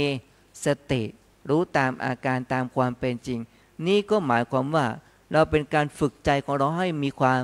บริสุทธิ์ใจนั่นเองเขาเรียกว่ามโนสุจริตคือยอมรับสภาพของอาการง่วงที่ปรากฏบางครั้งความง่วงยังไม่หายความง่วงมันเกิดขึ้นแล้วเราก็จะรู้สึกว่าเราอยากจะลุกอยากจะเดินเพราะนั่งต่อไปไม่ไหวแล้วมันง่วงละเราก็กำหนดจิตอยากลุกก็กำหนดว่าอยากลุกหนอทั้งที่ง่วงอยู่แต่ก็มีอารมณ์แทรกขึ้นมาก็คืออยากจะลุกเดินละคือนั่งต่อไปหลับแน่นอนแล้วก็เรารู้ความรู้สึกในใจของเราอ๋อใจมันอยากลุกแล้วนี่ไม่อยากนั่งแล้วเพราะนั่งมันก็จะสับผงกแล้วก็จะนั่งหลับก็จะลุกขึ้นเดินแล้วก็กำหนดต้นจิตว่าอยากลุกหนอดังนั้นสติต้องมีมากขึ้นให้มากขึ้นทำให้เจริญขึ้นความเพียรพยายามก็ทำให้มากขึ้นแต่เราจะไม่ลุกกำหนดอยากลุกหนออยากลุกขณะที่เรากำหนดอยากลุกหนอเราก็รู้สึกความง่วงนั้นควบคู่ไปด้วยแต่เราก็กำหนดจิตอยากลุกแต่เราจะไม่ลุกนะกำหนดอยากลุกหนออยากลุกหนอเมื่อกำหนดอยากลุกหนอนั้นมันเปลี่ยนทิศทางของความรู้สึกที่ง่วงละจิตของเราก็ไปดูที่อะไรจิตอยากเมื่อสติของเราเจริญขึ้นความเพียรเจริญขึ้นเดี๋ยวความง่วงก็หายไปโดยอัตโนมัติความเจ็บความปวดความฟุ้งซ่านก็เช่นเดียวกันอาการต่างกันแต่โดยสภาวะเหมือนกันก็คือเกิดดับเหล่านี้เป็นต้นดังนั้นเราต้องมีความเชื่อในตถาโพธิคตศรัทธาเชื่อศรัทธาในเลื่อมใสพระพุทธเจ้าทรงอบรมสั่งสอนประพฤติปฏิบัติมาอย่างนี้ให้กำหนดตามความเป็นจริงแล้วเราก็จะได้อะไรได้มโนสุจริตนั่นเองได้คำบริกรรมภาวนาตรงประเด็นตรงอาการตรงสภาวะตรงตามความเป็นจริงเมื่อได้เห็นสภาพตามความเป็นจริงแล้วเราก็จะเห็นอะไรเอ่ยเห็นอนิจจังความไม่เที่ยงในสิ่งที่เรากำหนดรู้ในอาการนั้นๆในสภาวะนั้นๆในสารธรรมนั้นๆนี่คือเป็นสภาวะธรรมที่เกิดขึ้นกับโยคีบุคคลเราท่านทั้งหลายนี่คือเจตนาเป็นกุศลเป็นบุญนะฉะนั้นบุญเนี่ยเราท่านทั้งหลายมีอยู่สองประการบุญภายในก็คือมาดูกายดูใจของเราเรียกบุญภาวนานะบุญศีลก็เป็นบุญภายในของเราแต่บุญทานนั้นเราต้องอาศัยบุคคลอื่นเป็นที่ทำบุญ ฉะนั้นเราท่านทั้งหลายที่เรามาบวชนี้เราอาศัยบุญของคนอื่นเช่นเจ้าภาพมาถวายผ้าไตรจีวรนี่บุญของคนอื่นถวายให้เราได้ใช้พระทหารเช้าเพลเนี่ยอาศัยบุญคนอื่นได้ถวายให้เราอันนี้เราอาศัยบุญจากบุคคลอื่นทำบุญให้กับเราแต่ถ้าเราเดินจงกรมนั่งสมาธิเป็นบุญของเราเราสัมผัสด้วยตัวของเราเองแล้วเราได้สร้างด้วยตัวของเราเองความคิดก็เป็นความคิดที่เราเองตอนนี้เราต้องใช้สมมติก่อนว่าเป็นเราเป็นของเราก่อนเป็นสมมุตินะเป็นต้นนี่คือบุญภาวนาต้องทำด้วยตัวของเราเองแต่บุญทานศีลบุญทานศีลนี่บุญศีลนี่ต้องมีองค์ประกอบนะถ้าเราฆ่าสัตว์เราก็ผิดศีลใช่ไหมต้องมีองค์ประกอบคือมีการฆ่าแล้วลักทรัพย์ต้องอะไรมีทรัพย์ที่เราให้ขโมยเหล่านี้เป็นต้นประพฤติผิดในกรรมนั้นก็มีองค์ประกอบมีฝ่ายตรงข้ามฉะนั้นแต่ด้วยการให้ทานนั่นเนี่ยเราต้องอาศัยบุญบุคคลอื่นที่ทำช่วยเหลือเกื้อกูลเราเช่นมีเจ้าภาพถวายพระทานเช้าเพลเย็นน้ำปานะคืออาศัยบุญของคนอื่นฉะนั้นเราเป็นผู้รับส่วนบุญแม้แต่เจ้าภาพสร้างอุโบสถแห่งนี้เราก็อาศัยอะไรอาศัยบุญของคนอื่นที่ทำให้เราได้ใช้ได้อยู่อาศัยค่าน้ำค่าไฟชำระหนี้สงฆ์ทั้งหลายทั้งปวงเราอาศัยบุญจากบุคคลอื่นที่ทำให้กับเราได้อยู่ดีกินดีแล้วก็มีความสุขอันนี้คือบุญอาศัยเรารับส่วนบุญจากบุคคลคนอื่นแต่ถ้าเราเดินจงกรมนั่งสมาธิเราบุญของใครบุญส่วนของเราถ้าเราเป็นเจ้าภาพโบสถ์บ้างเจ้าภาพวิหารบ้างเจ้าภาพกุฏิบ้างเจ้าภาพชุดเครื่องนอนบ้างเป็นเจ้าภาพเครื่องเสียงบ้างแล้วเราทำบุญให้บุคคลอื่นได้ใช้กุฏิได้ใช้โบสถ์วิหารแสดงว่าบุคคลอื่นได้รับส่วนบุญของใครส่วนบุญของเราถ้าเราเป็นเจ้าภาพถวายพระทานเช้าเพลเย็นน้ำปานะเนี่ยบุคคลอื่นได้มาบริโภคได้ขบได้ฉันแสดงคนอื่นได้รับส่วนบุญของเราดังนั้นพระพุทธศาสนาพระพุทธเจ้าจึงประทานโอวาทสอนให้เรารู้จักการแบ่งปันมีการให้ทานเป็นต้นแต่การให้ทานนั้นจะต้องออกจากใจเจตนาจริงๆเจตนาต้องบริสุทธิ์ของได้มาก็ต้องได้มาด้วยความบริสุทธิ์การให้ก็ให้บริสุทธิ์ก่อนให้ก็มีความสุขขณะให้ก็มีความสุขหลังจากให้แล้วก็มีความสุขอยู่ที่เจตนาของเรานั่นเองถึงแม้ว่าจะเป็นของเล็กๆน้อยๆแต่เจตนาของเราด้วยใจบริสุทธิ์เราก็มีความสุขเป็นอันดับแรกถ้าเราให้ด้วยความโกรธถามว่าเรามีความสุขไหมเอ่ยมีความสุขไหมมีความสุขแล้วไม่มีความสุขให้ด้วยความโกรธให้ด้วยความหงุดหงิดไม่เต็มใจที่จะให้เป็นสุขหรือเป็นทุกข์ทั้งที่เราจะให้ทานเนี่ยแต่เรายังมีความหงุดหงิดอยู่ยังมีความโกรธอยู่ใจของเราก็ไม่บริสุทธิ์ละจริงไหมเอ่ยฉะนั้นวกมากำหนดที่ว่าเจ็บหนอเนี่ยถ้าเราไปหงุดหงิดต่อความเจ็บหงุดหงิดต่อความปวดเราไม่ชอบความเจ็บไม่ชอบความปวดไม่ชอบความง่วงไม่ชอบความฟุ้งฉะนั้นความเจ็บความปวดความง่วงความฟุ้งนี้อยู่ที่ไหนอยู่ที่อุโบสถไหมอยู่ที่ไหนเอ่ยอยู่ที่ใจอยู่ที่ความรู้สึกของเราฉะนั้นเราต้องตั้งเจตนาน้อมรับยอมรับตามความเป็นจริงสิ่งที่เกิดขึ้นในกายใจของเรานี้ฉะนั้นดังนั้นความเจ็บเวทนาอยู่ในกายนี้เราจะไล่ไปไหนไม่ได้หรอกแต่หน้าที่ของเราจะต้องฝึกความบริสุทธิ์ใจของเราก่อนก็ได้ฝึกความบริสุทธิ์ใจน้อมรับยอมรับตามความเป็นจริงนี่แหละเราก็จะได้กุศลและฉันทะคือสร้างแรงจูงใจสร้างความพึงพอใจแล้วเราก็จะมีความสุขถ้าเราเจอความเจ็บความปวดเราไม่ชอบขึ้นมาเนี่ยใครทุกข์ใจก่อนใครทุกข์เมื่อเราทุกข์แล้วกะว่าจะเดิน1 ชั่วโมงจะถึง1 ชั่วโมงไหมถึงไหมเอ่ยไม่ถึงเพราะศรัทธาของเรามันตกไปแล้วอะฉะนั้นอีกประการหนึ่งก็จะขอทำความเข้าใจของเราผู้ปฏิบัติธรรมว่าเกี่ยวกับความเลื่อมใสเกี่ยวกับความเชื่อถือเขาเรียกว่า1 รูปปมาณิกา 2. โคสัพปมาณิกา 3. รูขับปมาณิกา 4. ธรรมปมาณิกาคือความเชื่อน้อมใจเชื่อความศรัทธามีความเลื่อมใสอีก4ประการนะเราจะได้เห็นว่า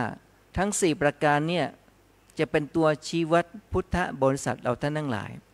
ไม่ว่าจะเป็นพระภิกษุสามเณรแม่ชีโยคีตลอดถึงฆราวาสชาวบ้านพุทธศาสนิกชนทั้งหลายทั้งปวง 1. รูปปมาณิกามีความเชื่อมีความเคารพมีความเลื่อมใสมีความศรัทธาว่าบุคคลนั้นมีรูปร่างสง่างามผิวพรรณงามหน้าตาดีแต่งตัวดีเสื้อผ้ารูปทรงทรงเอวอะไรต่างมันดีเพอร์เฟกต์หมดอ่ะเนาะเนี่ยเราก็จะเห็นว่าบุคคลบางคนเป็นยังไงเห็นคนหุ่นดีรูปร่างดีชอบไหมเอ่ยชอบไหมเกิดศรัทธาเกิดความเลื่อมใสเกิดความเชื่อเป็นต้นนะข้อที่ 2โคสัพปมาณิกามีความเชื่อน้อมรับยอมรับและมีศรัทธาว่าบุคคลนี้เสียงเพราะเนี่ยพูดเพราะเสียงเพราะเนี่ยคนก็เลยหลงในเสียงไม่เอ่ยหลงเนาะหลงในเสียง 3. เนี่ยรูขับปมาณิกาภิกษุหรือนักบวชบางรูปเนี่ยแต่งตัวเศร้าหมองแต่งตัวค่ำคร่าเศร้าหมองจีวรก็เก่าค่ำคร่ากุฏิก็ค่ำคร่าเศร้าหมองอะไรแบบนั้นการแต่งเนื้อแต่งตัวสบงจีวรนี่โอ้มันปะผุโน่นนั่นนี่ดูมันเศร้าหมองกันเนาะรองเท้านี่โอ้มันเปื้อนไปหมดนะผิวพรรณนี่หยาบกร้านเนี่ยบุคคลบางคนเห็นแล้วเนี่ยเห็นแล้วเกิดศรัทธาเกิดความเริ่มคนนี้เคร่งใช่ไหมเนี่ยอันนี้เป็นประมาณบุคคลนี้แต่งตัวเคร่งขรึมดีเหลือเกินเนี่ยบุคคลเนี่ยเราสมควรแก่การกราบไหว้เคารพนับถือก็สายเปเลยเนาะเหล่านี้เป็นตัวนี้นะข้อสุดท้ายบุคคลที่น้อมใจไปในแนวเขาเรียกว่าธรรมปมาณิกาเอาธรรมะเป็นหลักคือเอาเรื่องว่าด้วยเรื่องอะไรศีลสมาธิภาวนาดูในเรื่องของธรรมะจริงๆดูเรื่องข้อประพฤติข้อปฏิบัติว่าบุคคลนี้มีศรัทธาไหมมีศีลไหมมีธรรมไหมมีวินัยไหมมีข้อประพฤติดีปฏิบัติชอบไหมสิ่งที่เขาทำไปเนี่ยการพูดการกระทำมันตรงกันไหมตั้งมั่นอยู่ในศีลธรรมวินัยไหมเนี่ยตั้งมั่นบุญกุศลคุณงามความดีไหมดังนั้น3ข้อแรกรูปปมาณิกามีศรัทธามีความเลื่อมใสบุคคลที่มีร่างกายสวยงามสง่างามก็เกิดความเลื่อมใสก็เป็นสายเปย์จริงไหมเอ่ยเสียคนก็เยอะเนาะตอนนี้ไปตัวนี้นะเนี่ยข้อนี้ยังไม่แน่นอนยังไม่แน่นอนอาจจะหลงทางได้อาจจะถูกเขาปอกลอกถูกเขาชักจูงไปในทางที่เสียหายได้ง่ายทั้งเขาและทั้งเราเหล่านี้เป็นต้นฉะนั้นข้อที่1นี้พระพุทธเจ้าไม่ยกย่องไม่สรรเสริญถามว่าดีไหมดีนะแต่ว่าไม่ยกย่องข้อที่2โคสัพปมาณิกาเสียงดีเสียงกึกก้องเทศเพราะเสียงเพราะพูดจ๊ะจ๋าเนี่ยนะเหล่านี้เป็นต้นเนาะพูดดีเนี่ยหลงคารมมันเนาะศรัทธาญาติโยมเนี่ยหลงในเสียงเพราะเสียงอะไรต่างๆเนี่ยจ๊ะเนี่ยหลงสุดท้ายก็ผิดหวังในชีวิตนะเพราะไม่อยู่ในธรรมนองครองธรรมไม่อยู่ในธรรมและวินัย2ข้อนี้ไม่ได้นะถามว่าพูดเสียงเพราะดีไหมดีแต่ว่าอาจจะทำให้คณะศรัทธาญาติโยมหลงทางได้นะทางนี้มีข่าวออกเยอะแยะเนาะ2ข้อนี้นะข้อที่3แต่งตัวเศร้าหมองเนาะแต่งตัวค่ำคร่าเศร้าหมองเนี่ยกุฏิก็มันเศร้าหมองเหลือเกินดูแล้วเป็นไงท่านนี้อยู่แบบสันโดษอยู่แบบสมถะอยู่แบบพอเพียงนะคือว่าในนี้มันเป็นเพียงรูปแบบภาพลักษณ์ภายนอกเพื่อจะเป็นเครื่องหลอกล่อหลอกคนที่มาชมมาเห็นเท่านั้นเองแต่เบื้องหลังลึกๆมีใครรู้เห็นไหมเอ่ยมีใครเห็นไหมไม่เห็นนะ นี่เป็นการ3ข้อนี้เป็นการแสดงเราดูเอาภาพลักษณ์ภายนอกแต่เราไม่ดูข้อมูลเชิงลึกจึงอาจถูกหลอกลวงได้เช่นเดียวกันสามารถทำให้หลงทางแนวทางการปฏิบัติหลงทางได้อาจจะเพี้ยนได้ไม่เขาก็เราเหล่านี้เป็นต้นฉะนั้น3ข้อนี้พระพุทธเจ้าทรงตรัสไว้ยังเป็นสิ่งที่ไม่แน่นอนเพราะเป็นภาพลักษณ์ภายนอกนะเพราะเราตัดสินภาพลักษณ์ภายนอกนะแต่ว่าธรรมะปมาณิกาเอาธรรมะเป็นหลักเช่นในโลกนี้มีอะไรเที่ยงไหมเอ่ยเที่ยงไหมร่างกายของเราเที่ยงไหมทรัพย์สมบัติที่หาได้มาเที่ยงไหมเอ่ยบุคคลบางคนว่ารวยขอให้รวยถามว่าคนที่รวยเนี่ยพ้นทุกข์ไหมพ้นทุกข์หรือยังไม่พ้นทุกข์เนาะนะบุคคลบางคนขอให้สุขภาพพระนามัยแข็งแรงขอเนี่ยแต่แนวทางประพฤติปฏิบัติมันไม่อยู่ในตามธรรมวินัยมันก็เป็นไปไม่ได้ฉะนั้นนะจะให้สุขภาพร่างกายแข็งแรงสมบูรณ์เกิดจากกรรมเก่าในอดีตชาติแล้วก็กรรมใหม่ในปัจจุบันชาตินี้ด้วยเนี่ยด้วยเหตุด้วยปัจจัยฉะนั้นเราทั้งหลายให้เราตั้งมั่นอยู่ความไม่ประมาทให้เชื่อในหลักธรรมคำสั่งคำสอนขององค์สมเด็จพระสัมมาสัมพุทธเจ้าปฏิบัติตามธรรมและวินัยเพียงแต่เราเจริญสติปัฏฐานทั้ง4ให้มีสติระลึกรู้ด้วยความไม่ประมาทจะลุกจะยืนจะเดินจะนั่งจะนอนจะกินจะดื่มจะทำจะพูดจะคิดทุกอย่างจะต้องมีสติระลึกรู้คอยเตือนตนเองอยู่สม่ำเสมอว่าอะไรเกิดขึ้นความคิดของเราเป็นอย่างไรร่างกายของเราเป็นอย่างไรเมื่อเจอความเจ็บความปวดถูกต้องแล้วไม่ผิดถ้าเรามีสติเราก็มีสมาธิดังนั้นสติกับสมาธิเขาจะมาด้วยกันเช่นเราเดินขวาย่างหนอเนี่ยมีสติเดินขวาย่างหนอใช่ไหมเราจะรู้ถึงอะไรการหนักอาการหนักอาการเบาอาการเคลื่อนไหวของกายของเราขณะขวาย่างหนอเราก็จะรู้อะไรใจของเราคิดไปเรื่องนั้นเรื่องนี้เรื่องโน้นเราคิดเรื่องดีไม่ดีเราก็จะรู้ด้วยตัวเองของเราว่าอ๋อเราขวาย่างหนอเนี่ยแล้วว่าขวาย่างหนอใจมันยังแอบคิดอยู่นั่นก็สมาธิแบบจิตตั้งมั่นเมื่อจิตตั้งมั่นเราก็ย่อมรู้ตามความเป็นจริงอ๋อเราไม่ได้ขวาย่างหนออย่างเดียวนี่เรามีคิดไปอย่างอื่นด้วยแล้วก็หยุดเดินก่อนถ้าจะกรรมฐานอย่างแท้จริงนะหยุดเดินก่อนตรวจสอบความคิดของเราว่าคิดหนอคิดเรื่องดีคิดไม่ดีดูนะพิจารณาอาการที่คิดหนอนั่นแหละจนถึงที่สุดของความคิดเราจะรู้แล้วเข้าใจอ๋อใจมันเป็นอย่างนี้ส่วนกายก็เป็นอย่างหนึ่งใจก็เป็นอีกอย่างหนึ่งเมื่อมีสติตื่นรู้ว่าอ๋อเราคิดเรื่องไม่ดีหรือเราคิดเรื่องที่ดีบางสิ่งบางอย่างปัญหาชีวิตของเรามันแก้เป็นปมปัญหาชีวิตมันแก้ไขไม่ออกใจก็คิดของเราคิดไปคิดมาคิดไปแล้วก็รู้ความคิดของเรากระบวนการของจิตมันคิดเนี่ยมันปรุงแต่งอารมณ์คิดไปคิดมาคิดไปคิดจนเจอปัญหา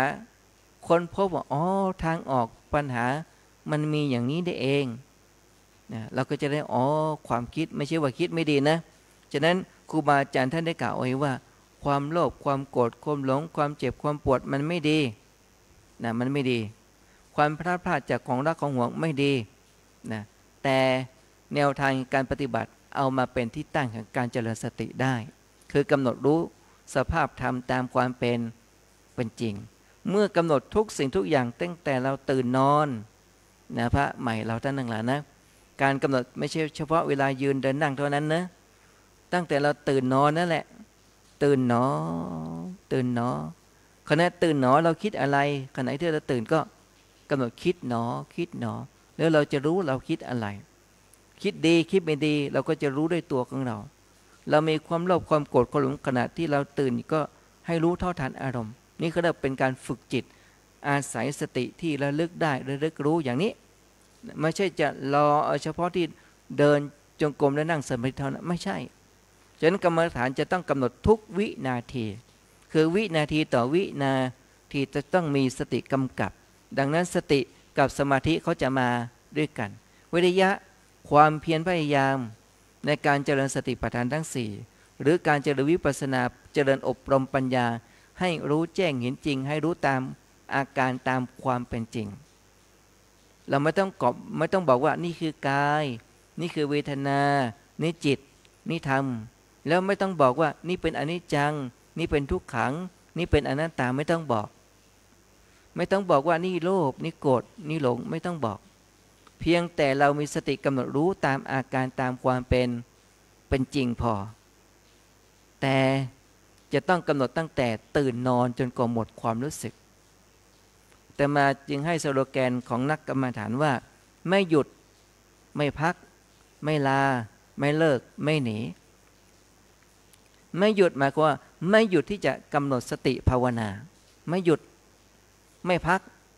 ขอพักก่อนขอพักเข้าห้องน้ำก่อนไม่พักไม่ลาไปโน่นลาไปนี่ไม่ลาไม่หนีความจริงหนีความเจ็บความปวดความเมื่อยความล้าความง่วงความคิดความฟุ้งไม่หนีสิ่งที่เกิดขึ้นเฉพาะหน้าไม่หนีแต่เราก็ไม่สู้ไม่หนีแต่เราก็ไม่สู้หมายความว่าฉันจะเอาชนะให้ได้ฉันจะสู้ต่อความเจ็บปวดให้ได้ฉันจะสู้กับความง่วงให้ได้ไม่สู้แต่เราจะกำหนดดูอาการตามความเป็นจริงนะไม่หนีไม่อยู่ไม่สู้ไม่หนีความจริงในสัจธรรมสิ่งที่เกิดขึ้นนะไม่อยู่ใต้อำนาจของกิเลสคือความโลภโกรธหลงไม่อยู่ใต้อำนาจของกิเลสขณะที่เราปฏิบัติฉะนั้นการปฏิบัติของเราไม่ใช่เฉพาะเดินจงกรมนั่งสมาธิไม่ใช่เฉพาะที่เรามาวัดลำเปิงเท่านั้นกรรมฐานเราต้องใช้ตลอดชีวิตหมายความว่าให้มีสติตลอดชีวิตนั่นเองว่าเราได้เห็นเรารู้คิดอย่างไรรู้สึกอย่างไรสิ่งที่เราได้เห็นเราได้ยินเสียงเราคิดอย่างไรรู้สึกอย่างไรในสิ่งที่เราได้ยินขณะที่เราได้กลิ่นเรารู้สึกอย่างไรขณะที่เราได้กลิ่นชนิดนั้นเราได้ริมรสเรามีความรู้สึกอย่างไรขณะที่เราได้ริมรสได้สัมผัสเจ็บปวดเมื่อยล้านะไปอยู่ในบรรยากาศที่ไหนก็ตามอยู่ที่ไหนก็ตามให้เรารู้ในขณะที่เราสัมผัสในสถานที่ในอาการนั้นให้รู้ว่าเรากำลังคิดอะไรขณะที่เราได้สัมผัสแล้วมาลงที่ใจของเรารู้สึกอย่างไรดังนั้นหน้าที่ของเราก็คือกำหนดตามอาการตามสภาวะให้ได้ปัจจุบันขณะนะไม่หนีก็คือไม่หนีความจริงก็คืออนิจจังทุกขังอนัตตาแต่เราไม่ต้องบอกว่านี่เป็นอนิจจังนี่เป็นทุกขังไม่ต้องเป็นอนัตตาไม่ต้องบอกแต่ให้เรากำหนดตามความเป็นจริงไม่อยู่ใต้อำนาจของกิเลสตัณหาเนาะจะไม่ตามใจกิเลสนั่นเองไม่สู้ฉันจะสู้ความง่วงให้ได้ฉันจะสู้ความเจ็บปวดให้ได้ฉะนั้นเราคิดจะสู้เนี่ยเป็นโลภะนะจะเอาชนะใช่ไหมมันเป็นกิเลสในใจของเราฉะนั้นเราจะไม่สู้แต่เราจะกำหนดรู้ตามอาการต่างๆตามความเป็นจริงเราก็จะได้อะไรได้มโนสุจริตนั่นเองได้ความซื่อสัตย์เป็นการฝึกจิตพัฒนาจิตเป็นการอบรมจิตเมื่อจิตได้รับการฝึกฝนได้รับการอบรมดังที่พระองค์ทรงตรัสเอาไว้ว่าในเรื่องของจิตวรรคเรื่องของจิต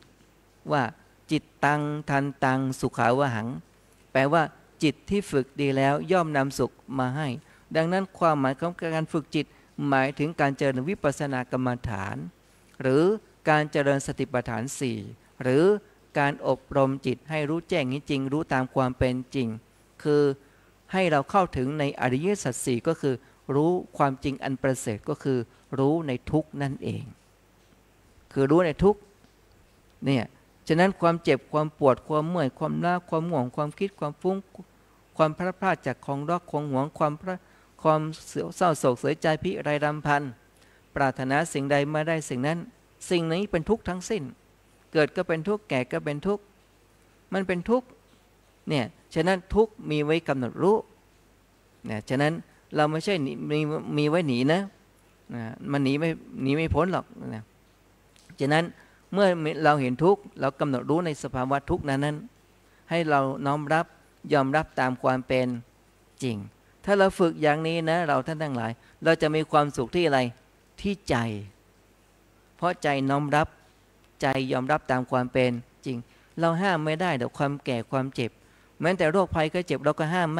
ม่ได้จริงไหมการเห็นในสิ่งที่ไม่ดีเราก็ห้ามไม่ได้การได้ยินเสียงสิ่งที่เราไม่ชอบใจก็ห้ามไม่ได้เพราะตาทำหน้าที่ในการเห็นเราจะไปคัดสรรให้เห็นสิ่งที่ดีๆเป็นไปไม่ได้หูให้ได้ฟังแต่สิ่งที่ดีๆเท่านั้นนะสิ่งที่ไม่ดีอย่าให้ได้ยินนะเป็นไปไม่ได้จริงไหมเอ่ยเพราะเขาทำหน้าที่ของเขายกเว้นคนตาบอดคนหูหนวกคนบ้าคนใบ้อันนั้นเป็นคนไม่สมประกอบเป็นด้วยอำนาจของวิบากกรรมที่เขาสร้างเอาไว้เขาเกิดมาจึงเป็นตาบอดหูหนวกบ้าใบ้บอดหนวกเป็นต้นนะแต่เขาโชคดีที่เกิดมาเป็นมนุษย์แต่ว่าโชคร้ายได้รับวิบากกรรมที่ตนเองได้สร้างเอาไว้ฉะนั้นเราเนี่ยเราหนีกรรมไม่พ้นฉะนั้นเราท่านทั้งหลายเนี่ยเรามีบุญนะหนึ่ง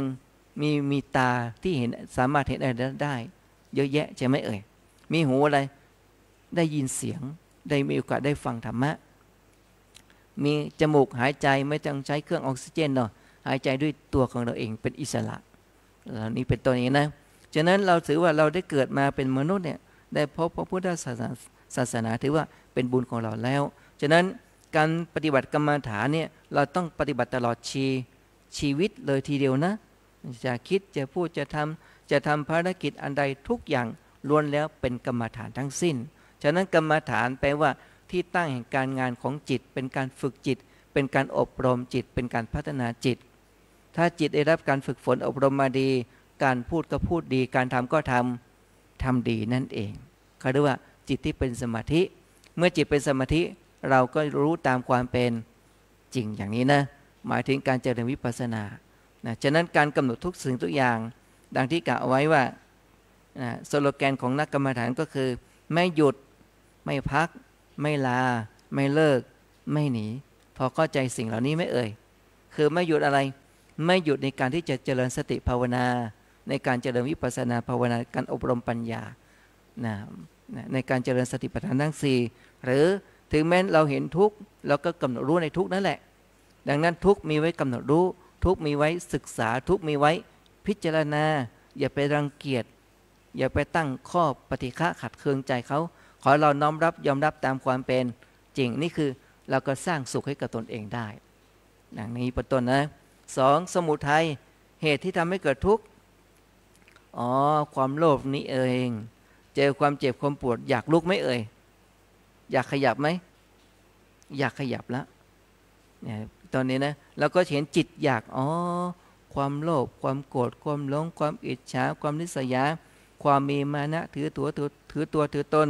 ตัวกิเลสตัณหาทั้งหลายทั้งปวงนี่แหละอุปทานเข้าไปยึดถือว่าเป็นเราเป็นของเรานี่ไงเหตุที่ทำให้เราเป็นทุกข์เขาเรียกสมุทัยเป็นกิเลสตัณหานะเช่นเราเจ็บหนอแล้วจริงอยู่ถ้าเป็นยูคีใหม่นะเจ็บหนอเนี่ยแล้วกำหนดว่าเจ็บหนอแต่ใจลึกๆเป็นอย่างไรเมื่อไหร่จะหมดเวลาจะเป็นบุญไหมเนี่ยฉันมาปฏิบัติธรรมเนี่ยมันถูกทางหรือผิดทางเนี่ยและนี้เป็นต้นเนี่ยก็จะเกิดความคิดฟุ้งซ่านนั่นแหละฉะนั้นเราจะต้องมีความซื่อสัตย์นะก็เรามีความเชื่ออะไรเรื่องของกรรมนั่นเองเราทำกรรมดีได้ดีแน่นอนฉะนั้นเรามาบวชแล้วมาประพฤติธรรมปฏิบัติธรรมเนี่ยทำไมมันเจ็บมันปวดทำไมมันง่วงทำไมมันฟุ้งเป็นไปไม่ได้ที่จะไม่ง่วงไม่ฟุ้งเป็นไปไม่ได้ที่จะไม่เจ็บไม่ปวดฉะนั้นเราไม่มาที่นี่ก็เจ็บปวดง่วงฟุ้งเหมือนกันแต่เราไม่ได้ไปใส่ใจไม่ได้ไปสนใจฉะนั้นนักปฏิบัติธรรมจะต้องอะไรใส่ใจจะทำอะไรก็ตามต้องทำด้วยความใส่ใจจะทำอะไรก็ทำด้วยความตั้งใจจะทำอะไรก็ทำด้วยความเอาใจใส่นะมันเจ็บมันปวดก็อย่าไปยินดีอย่าไปยินร้ายเจอความสุขก็อย่าไปยินดีเจอความเจ็บความปวดก็อย่าไปยิน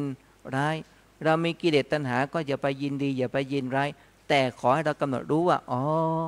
ความโลภความโกรธความหลง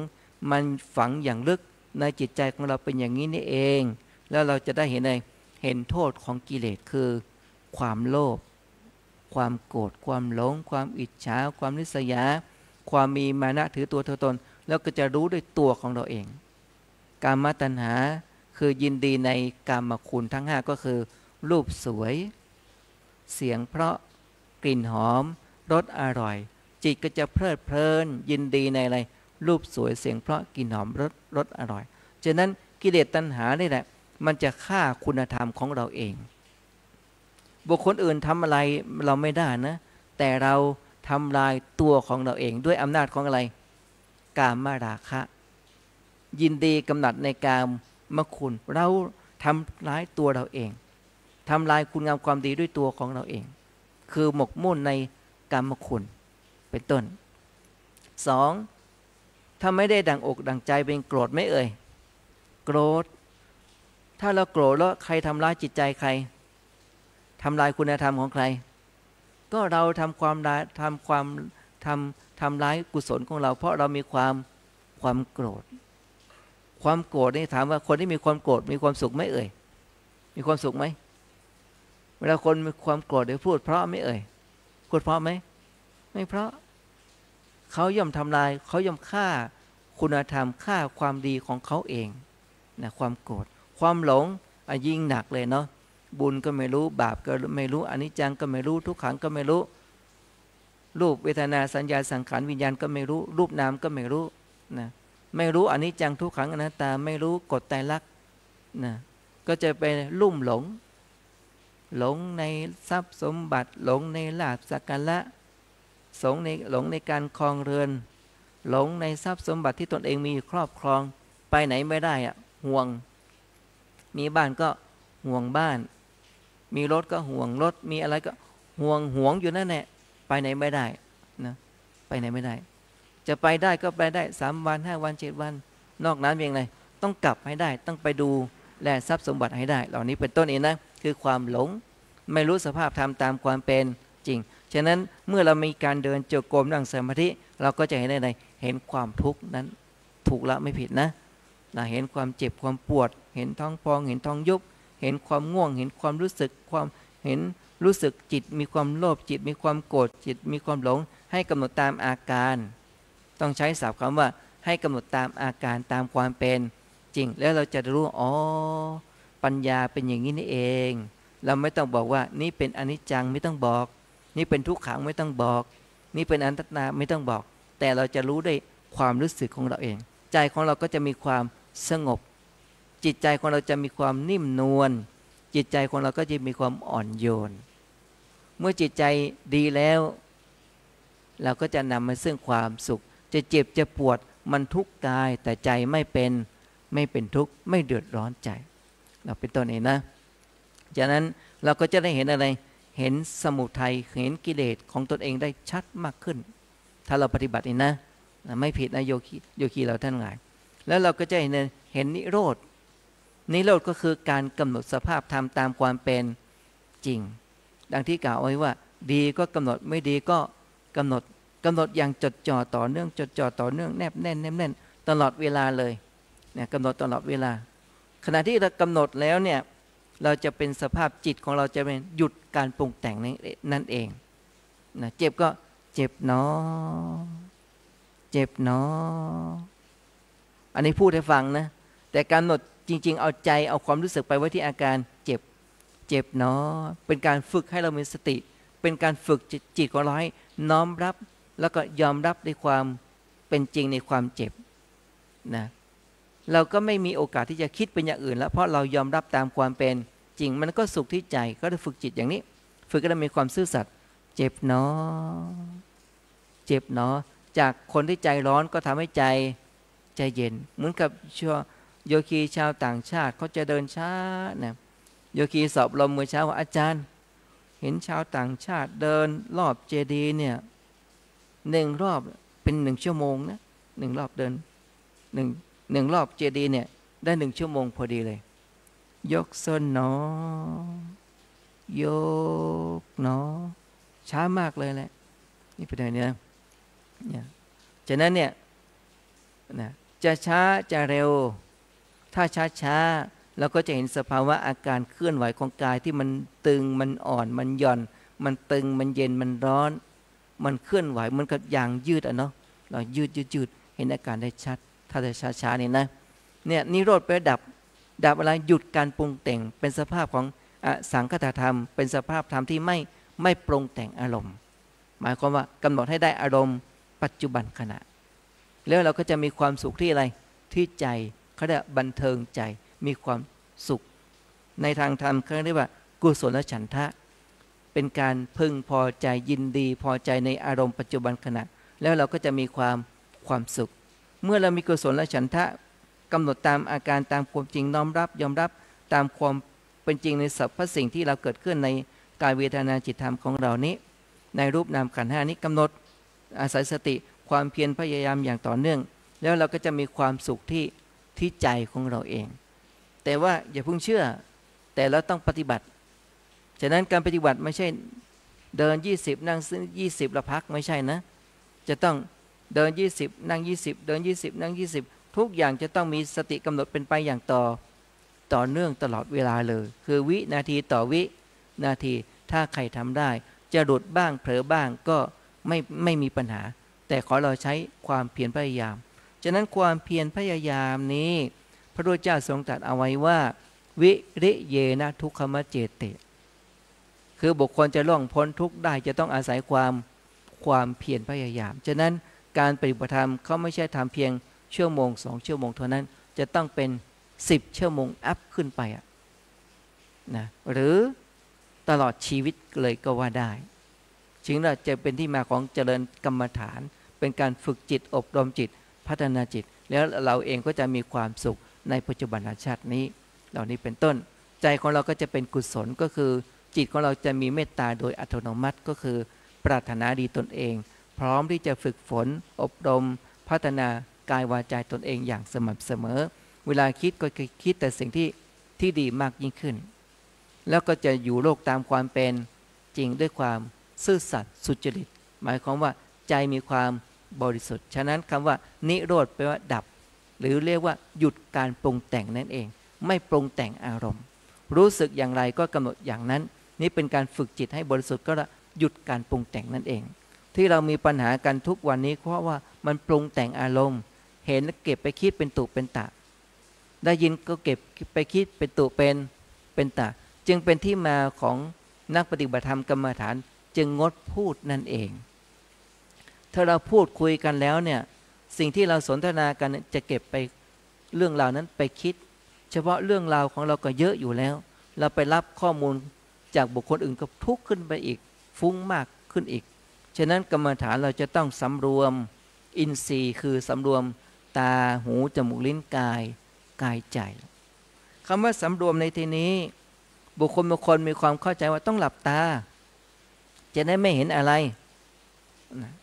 จริงอยู่เราหลับตาไม่ได้เห็นถูกต้องแล้วล่ะแต่ห้ามคิดได้ไหมเอ่ยไม่ได้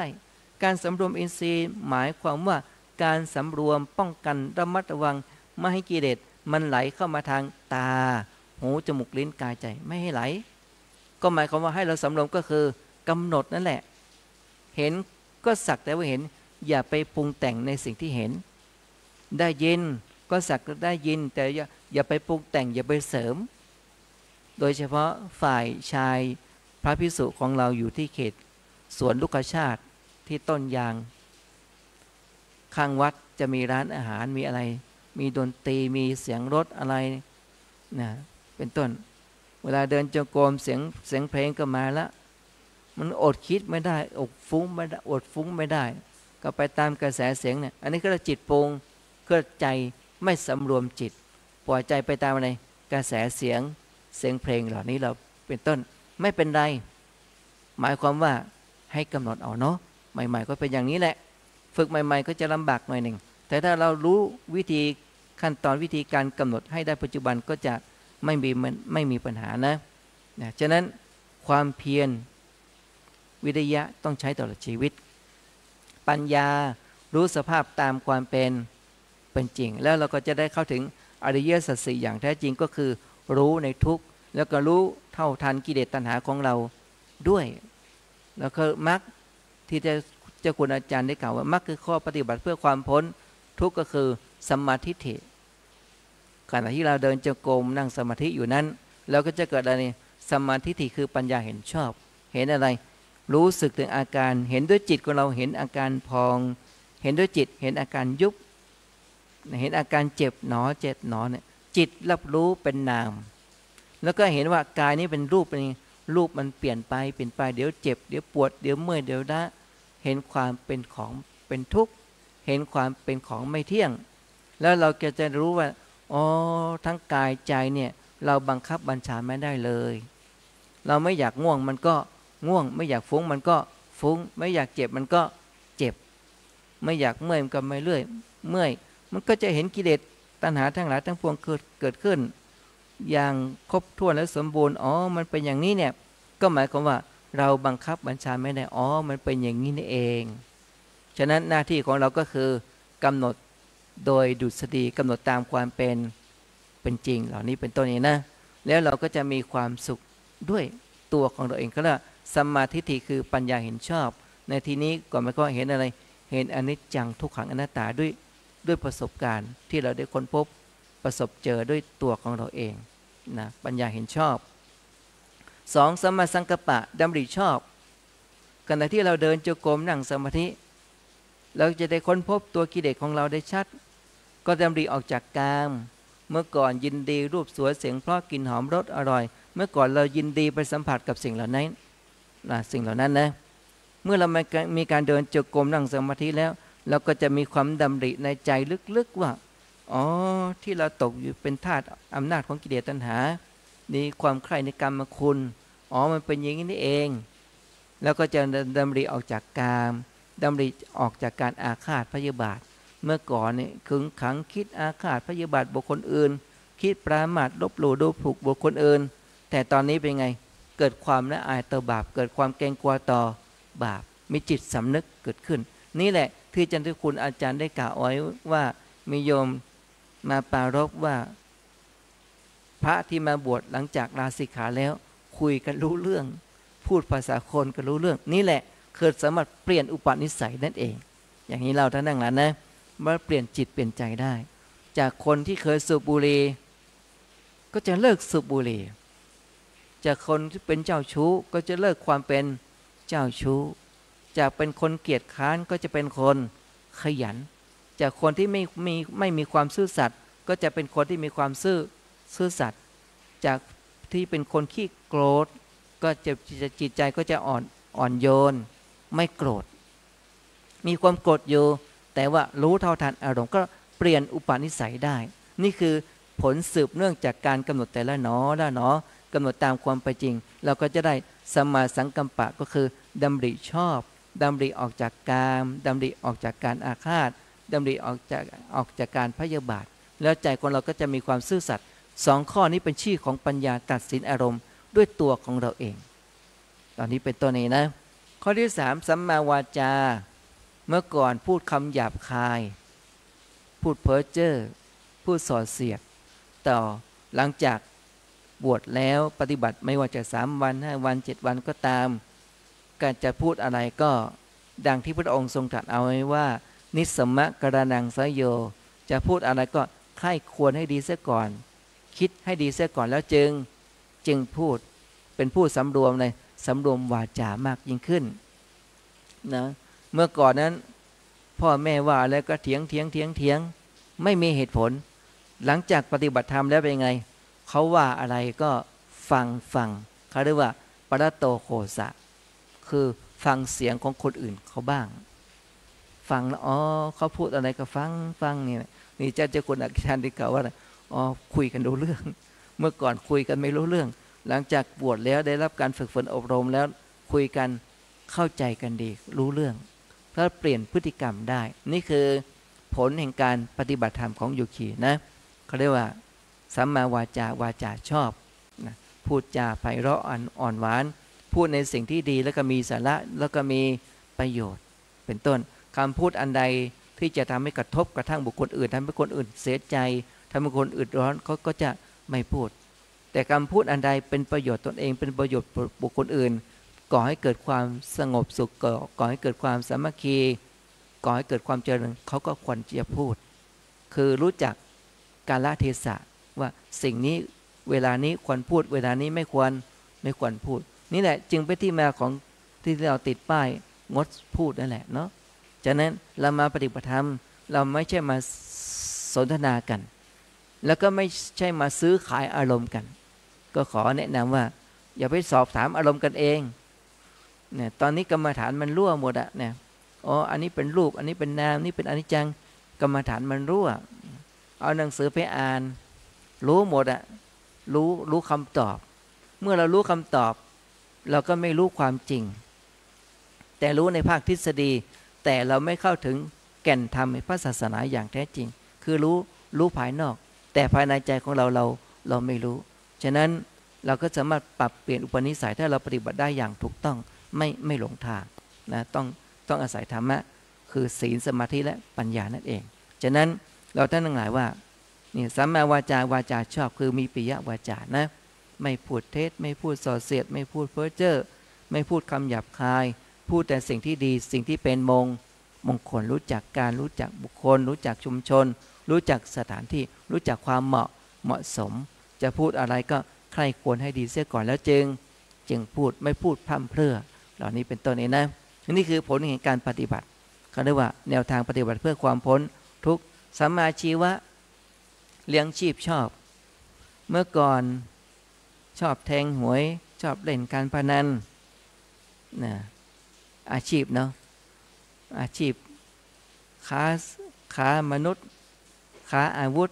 ค้าสิ่งเสพติดเมื่อบุคคลมาประพฤติปฏิบัติธรรมอย่างนี้แล้วหรือเราไม่มีอาชีพเกี่ยวสิ่งเหล่านี้แต่อาชีพของเราก็เป็นไปเพื่อความเจริญไม่เป็นไปเพื่อบิดเบียนตนเองและไม่เบียดเบียนบุคคลคนอื่นอาชีพก็จะบริสุทธิ์ก็เนี่ยอาชีพต้องบริสุทธิ์เป็นต้นนี้นะอยู่ในธรรมนองครองธรรมสัมมากัมมันตะการกระทำชอบคือการงานทั้งหลายทั้งปวงเนี่ยประกอบด้วยบุญด้วยกุศลการงานชอบจะขับรถก็ขับรถอย่างมีสติจะจอดรถก็หาที่จอดรถที่เหมาะสมเป็นต้นนะคำนึงถึงว่าถ้าจอดตรงนี้เดี๋ยวจะขวางรถคนอื่นเขาคือแม้แต่ทุกอย่างเนี่ยการกระทำทุกอย่างประกอบด้วยเหตุด้วยผลทั้งนั้นถ้าบุคคลใดเจริญสติปัฏฐานในการเจริญวิปัสสนาจะทำให้เป็นคนมีเหตุผลเป็นคนรอบคอบมีคนที่มีความละเอียดอ่อนนั่นเองนี่คือว่าสัมมากัมมันตะการกระทำชอบการงานทั้งหลายทั้งปวงเนี่ยประกอบด้วยบุญด้วยกุศลทั้งสิ้นก็นำมาซึ่งความสุขความเจริญให้กับตนเองและบุคคลอื่นเหล่านี้เป็นต้นนี้นะมันเป็นการกระทำที่บริสุทธิ์ใจสัมมาวายามะความเพียรพยายามชอบดังที่กล่าวเมื่อกี้ว่าวิริเยนะทุกขมัจเจติบุคคลจะล่วงพ้นทุกข์ได้จะต้องอาศัยความเพียรขยันถ้าทำงานก็ขยันทำมาเลี้ยงชีพของเราขยันเป็นนักปฏิบัติธรรมก็ขยันในการกำหนดตามความเป็นปัญญาขยันเนี่ยกำหนดไม่ท้อถอยไม่ท้อแท้เดินไปข้างหน้าเป็นต้นจะเจ็บจะปวดจะเมื่อยจะละไม่หวั่นไหวมีความมุ่งมั่นมีความเชื่อมั่นเชื่อว่าทำดีย่อมได้ดีการกำหนดให้รู้ความเป็นจริงมันเป็นอย่างนี้ไม่อยากเจ็บมันก็เจ็บไม่อยากง่วงมันก็ง่วงไม่อยากฟุ้งมันก็ฟุ้งไม่อยากมีกิเลสมันก็มีกิเลสแล้วก็จะเห็นกิเลสของตนเองมากยิ่งขึ้นก็ได้สภาพกิเลสเป็นอย่างนี้เองแล้วก็จะมีความเพียรพยายามบาปที่เคยคิดไม่ดีเคยพูดไม่ดีเคยทำอะไรไม่ดีเอาไว้ในอดีตก็จะมีจิตสำนึกระลึกได้ว่าเมื่อก่อนเคยทำอะไรไม่ดีก็จะเกิดจิตสำนึกต่อไปนี้ก็จะเพียรพยายามละบาปอกุศลเหล่านั้นได้ก็เพียรพยายามลดละเลิกดังที่กล่าวเมื่อกี้ว่าอานิสงส์ประโยชน์ของการปฏิบัติที่เคยสูบบุหรี่ก็จะเลิกอะไรก็จะเลิกสูบบุหรี่เคยดื่มเหล้าดื่มเบียร์เล่นการพนันเจ้าชู้เป็นคนเกียจคร้านก็คือมีความซื่อสัตย์สุจริตมากยิ่งขึ้นบุญกุศลเกิดขึ้นชีวิตก็มีความเจริญมากยิ่งขึ้นนี่คือคุณวิเศษของผู้ที่ปฏิบัติธรรมจะได้ประสบพบด้วยตัวของเราเองนะทำแทนกันไม่ได้นะแนะนำกันได้บอกกล่าวกันได้ให้กำลังใจกันได้นะแต่เราต้องทำด้วยตัวของเราเองต้องฝึกฝนตัวเองอบรมตนเองสอนตนเองพัฒนาตนเอง ไม่มีใครทำแทนเราได้หรอกพ่อแม่ญาติพี่น้องครูบาอาจารย์ก็เป็นองค์ประกอบเป็นส่วนหนึ่งของชีวิตที่จะคอยให้กำลังใจเราเท่านั้นเองแต่ในที่สุดเราต้องพึ่งตนเองฝึกตนเองพัฒนาตนเองดังที่พระองค์ทรงตรัสเอาไว้ว่าอัตตาหิอัตโนนาโถแปลว่าตนแลเป็นที่พึ่งแห่งตนโกหินาโถปโรสยาใครอื่นใดเราจะเป็นที่พึ่งของใครได้ฉะนั้นเราจะเป็นที่พึ่งของตนเองแม้แต่องค์สมเด็จพระสัมมาสัมพุทธเจ้าก็ทรงตรัสเอาไว้เป็นคาถาว่าเราตถาคตเป็นผู้ชี้แนะเป็นผู้บอกนะเป็นผู้แนะนำแต่เรื่องปฏิบัติเป็นหน้าที่ของอะไรหน้าที่ของเราเราต้องปฏิบัติด้วยตัวของเราเองทำแทนพระพุทธเจ้าไม่สามารถทำแทนให้เราได้แต่เราชี้แนะแสดงธรรมได้จนถึงปัจจุบันนี้นะดังนั้นนะเราทั้งหลายต้องปฏิบัติด้วยตัวของเราเองเราเป็นที่พึ่งของตนเองได้เมื่อเราเป็นที่พึ่งตนเองได้ฝึกตนเองได้พัฒนาตนเองได้เราเองก็จะอยู่ดีกินดีแล้วก็มีความสุขพ่อแม่ญาติพี่น้องของเราเห็นพฤติกรรมของเราเปลี่ยนไปในทางที่ดีขึ้นท่านก็สบายใจท่านก็มีความสุขท่านก็อนุโมทนานะสุขภาพร่างกายจิตใจของท่านก็แข็งแรงสมบูรณ์มากขึ้นเมื่อลูกหลานอยู่ดีกินดีมีความสุขก็เป็นกำลังขวัญกำลังใจกับพ่อแม่ให้อยู่ดีกินดีมีความสุขด้วยแต่ถ้าหากว่าโยคีไม่ประพฤติไม่ปฏิบัติตามธรรมและวินัยในศีลสมาธิและภาวนาถ้าไม่ปฏิบัติดีไม่ปฏิบัติชอบเราเองก็จะเดือดร้อนเมื่อเราเองเดือดร้อนเป็นไงทำให้พ่อแม่ทุกข์ใจด้วยเมื่อพ่อแม่ทุกข์ใจเป็นไรโรคภัยก็เจ็บก็มาเบียดเบียนด้วยมันก็เสียอะไรหลายอย่างแต่ถ้าเรามาประพฤติปฏิบัติธรรมหรือเราอยู่ที่บ้านแล้วก็ตั้งมั่นอยู่ในศีลสมาธิภาวนาอยู่ที่บ้านของเราก็ได้ฉะนั้นกรรมฐานไม่ใช่อยู่ที่เฉพาะวัดกรรมฐานอยู่ที่การมีสติอยู่ที่การมีความเพียรอยู่ที่การเจริญปัญญารู้ตามความเป็นจริงนั่นเองฉะนั้นถ้าเรามีสติมีความเพียรมีปัญญาเนี่ยบาปก็เกิดขึ้นไม่ได้บุญกุศลก็จะพัฒนาขึ้นตามลำดับเหล่านี้เป็นต้นนี้นะฉะนั้นบาปเกิดขึ้นไม่ได้บุญกุศลก็เกิดขึ้นเมื่อบุญกุศลเกิดขึ้นแล้วเราจะต้องอะไรรักษาบุญกุศลคุณงามความดีเอาไว้ไม่ให้เสื่อมคลายเรามีสติก็รักษาสติของเราเอาไว้ให้มั่นคงเรามีความอดทนก็มีความอดทนให้มากขึ้นมีความเพียรก็เพียรพยายามให้มากขึ้นไม่ท้อถอยพัฒนาไปข้างหน้าให้ได้มากที่สุดเท่าที่จะทำได้ตามสติกำลังความสามารถของแต่ละบุคคลฉะนั้นเราท่านทั้งหลายว่าเราต้องฝึกตนเองต้องพึ่งตนเองพัฒนาตนเองอย่างน้อยไม่เป็นภาระกับสังคมอย่างน้อยเราพึ่งพาอาศัยตนเองได้ถ้าทุกคนฝึกฝนอบรมประพฤติปฏิบัติเช่นนี้แล้วเราก็จะศีลของทุกคนมีความบริสุทธิ์แล้วเขาเรียกว่าศีลวิสุทธิศีลของทุกคนก็บริสุทธิ์การลักเล็กขโมยน้อยก็ไม่มีจริงไหมการประพฤติผิดในกามก็ไม่มีเพราะมีจิตใจมีความซื่อตรงมีความซื่อสัตย์ตอนไหนตอนที่เราเดินจงกรมตอนที่เราเจริญสติภาวนาอยู่เนืองนิดนั่นเองเนี่ยจิตของเราก็จะบริสุทธิ์เมื่อจิตบริสุทธิ์แล้วคำพูดก็พูดบริสุทธิ์การกระทำก็ทำด้วยความบริสุทธิ์ถึงแม้จะเจ็บไข้ได้ป่วยพลาดพลาดจากของรักของหวงแล้วก็น้อมรับยอมรับตามความเป็นจริงแล้วก็ไม่เสียใจกับสิ่งเหล่านั้นตอนนี้เป็นต้นนี้นะเราก็จะมีความสบายใจเพราะว่าเราไม่พลาดในวันนี้สักวันหนึ่งเราก็ต้องอะไรพลาดเราไม่ป่วยวันนี้สักวันเราก็ต้องป่วยฉะนั้นตอนนี้เราไม่ได้ป่วยแต่เรามาเดินจงกรมนั่งสมาธิเราค้นพบความเจ็บความปวดถูกต้องแล้วไม่ผิดนะแต่หน้าที่ของเราก็คือกำหนดด้วยความบริสุทธิ์ใจไม่ใช่กำหนดเพื่อให้เขาหายนะแต่กำหนดให้รู้ตามความเป็นจริงฉะนั้นศีลสิกขาศีลก็เกิดขึ้นจากการปฏิบัติธรรมของเราจิตตสิกขาจิตของเราก็ตั้งมั่นเป็นสมาธิรู้ตามความเป็นจริงปัญญาสิกขาปัญญาก็รู้ตามความเป็นจริงฉะนั้นศีลสมาธิปัญญาก็เกิดจากการประพฤติดีปฏิบัติชอบของเราท่านทั้งหลายไม่ว่าเราจะบวชเป็นพระภิกษุสามเณรแม่ชีโยคีเป็นฆราวาสศีลสมาธิปัญญาก็เกิดขึ้นกับเราทุกคนถ้าหากว่าเรามีสติสำรวมอะไรสำรวมตา หูจมูกลิ้นกายใจมีสติตื่นรู้สม่ำเสมอไม่ตกอยู่ใต้อำนาจของความโลภความโกรธความหลงถึงแม้เราจะมีความโลภความโกรธความหลงถึงแม้เราจะมีกิเลสตัณหาแต่เราก็มีการสำรวมระมัดระวังบาปเหล่านั้นก็เกิดขึ้นไม่ได้ถ้าเรามีสติตื่นรู้แล้วกำหนดรู้เท่าทันตามความเป็นจริงนี่แหละเขาเรียกว่าสำรวมอินทรีย์ก็สติสังวรมีสำรวมในสำรวมสติแล้วดึกรู้ตื่นรู้สม่ำเสมอบาปก็ไหลเข้าสู่จิตใจของเราไม่ได้ใจของเราก็จะมีความบริสุทธิ์แล้วก็มีธรรมและวินัยอยู่ที่กายวาจาใจของเรานั่นเองดังนั้นการให้แสดงธรรมะในวันนี้เกี่ยวกับการปฏิบัติแนวทางปฏิบัติและวิธีการเจริญสติกำหนดตามความเป็นจริงไม่หนีไม่อยู่ไม่สู้ไม่หยุดไม่พักไม่ลาไม่เลิกไม่หนีไม่อยู่ไม่สู้แล้วก็ไม่หนีไม่สู้และไม่อยู่นะไม่หนีก็หมายความว่าไม่หนีสัจธรรมคือความจริง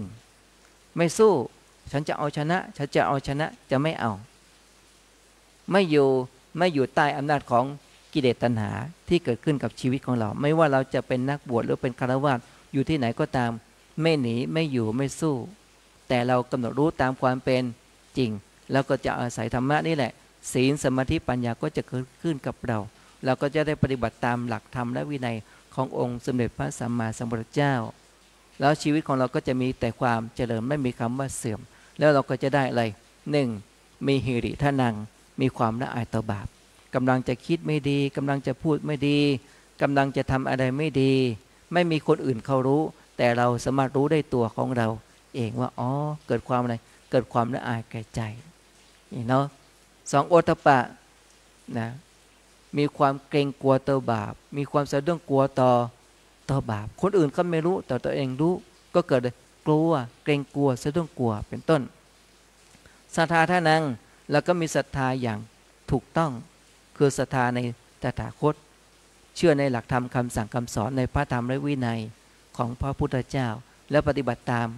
อริยมรรคมีองค์8มีสัมมาวายามะสัมมาสติหมายถึงมีสติปัฏฐานทั้ง4สัมมาสมาธิจิตใจตั้งมั่นชอบปฏิบัติตามอริยมรรคมีองค์4แล้วเราก็เข้าถึงอะไรเข้าถึงอริยสัจ4ได้เช่นเดียวกันอาศัยการเจริญวิปัสสนาภาวนานั่นเองฉะนั้นเหล่านี้เนี่ยก็อยู่ในทางแนวของการเจริญสติปัฏฐานทั้ง4นี้นะฉะนั้นเราท่านทั้งหลายว่าเราจะได้ค้นพบประจักษ์แจ้งด้วยตัวของเราเองทำแทนกันไม่ได้นะแต่เราต้องทำด้วยตัวของเราเองไม่ว่าอะไรเกิดขึ้นดีก็ตามไม่ดีก็ตามเราจะต้องมีอะไรมีศรัทธาได้โดยอัตโนมัติศรัทธาเชื่อนะแล้วก็เรามีอะไรศีลทานังมีศีลเป็นทรัพย์นะก็มีจาคะทานังบริจาคทรัพย์สมบัติแล้วก็สุตตะทานังมีการฟังธรรมะ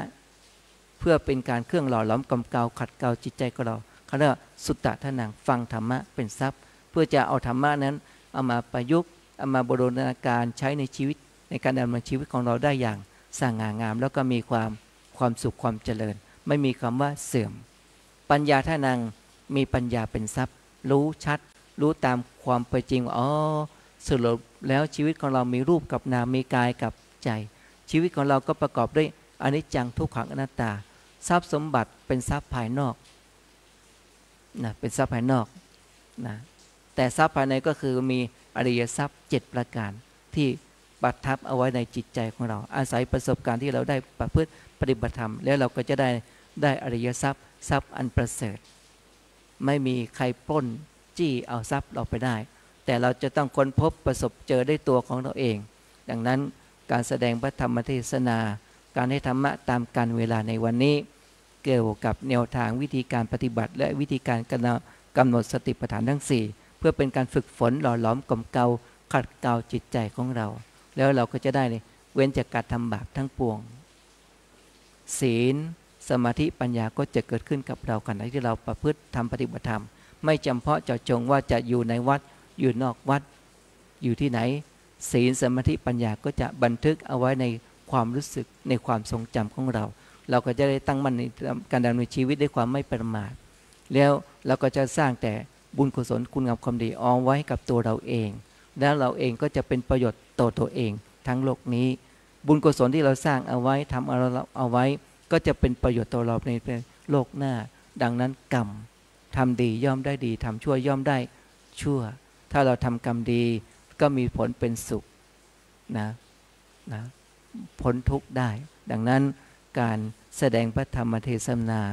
การให้ธรรมะตามกาลเวลาก็เห็นว่าพอสมควรแก่เวลาก็ขอยุติเอาไว้แต่เพียงเท่านี้เอวังก็มีด้วยประกาละชนี้หันธรรมยังสาธุกรังกโรมาเซสาธุสาธุสาธุอหังพุทธันจะธัมมัญจะสังฆัญจะสรณังคตาอุปาสิกตังเทเสสิงภิกขุสังคัสสะสัมมุขาเอตังเมสรณังเขมังเอตังสรณมุตตมัง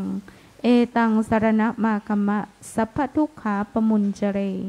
ยะถาพลังเจเรยาหังสัมมาสัมพุทธศาสนังทุกขนิสรณเสวะภาคีนิสอนาคเตกายเยนะวาจายะวเจตสาวาพุทเทกุกัมมังปะกะตังมะยายังพุทโธปฏิคันหะตุอจยันตังกาลันตเรสังวริตุงวพุทเทกราบกายเยนะวาจายะวเจตสาวาธัมเมกุกัมมังปะกะตังมะยายังธัมโมปฏิคันหะตุอจยันตังกาลันตเรสังวริตุงวธัมเมกราบกายเยนะวาจายะวเจตสาวาสังเคกุกัมมังปะกะตังมะยายังสังโฆปฏิคันหะตุอจยันตังกาลันตเรสังวริตุงวสังเคกราบ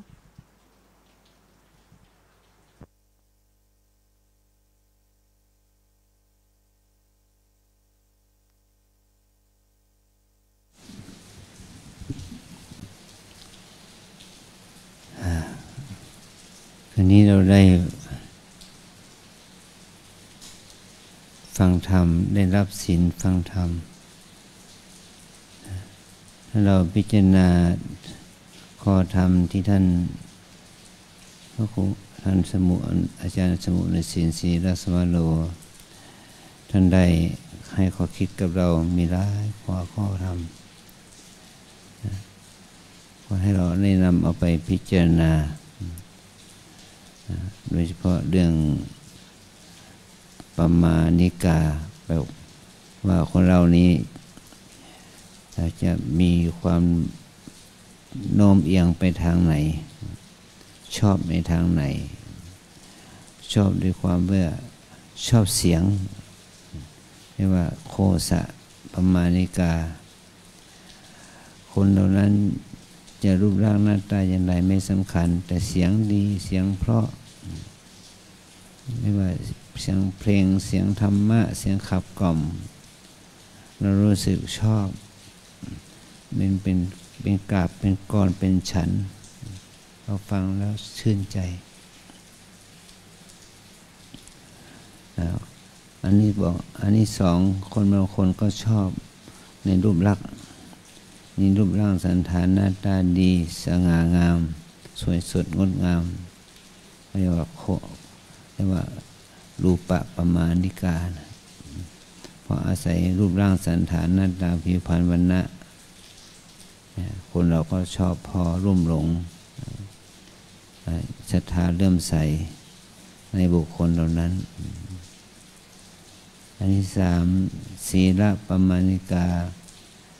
มีข้อศีลมีศีลประพฤติปฏิบัติเคร่งครัดในข้อศีลเอาศีลเป็นประมาณวารีระเบียบวินัยกฎเกณฑ์จริตประเพณีที่ดีงามอย่างนี้ก็อาศัยความประมาณในข้อศีลดูขับปมาณิกาแปลว่าข้อวัดขัดเกลาที่เป็นไปไม่เพื่อความดูดีเรียบง่าย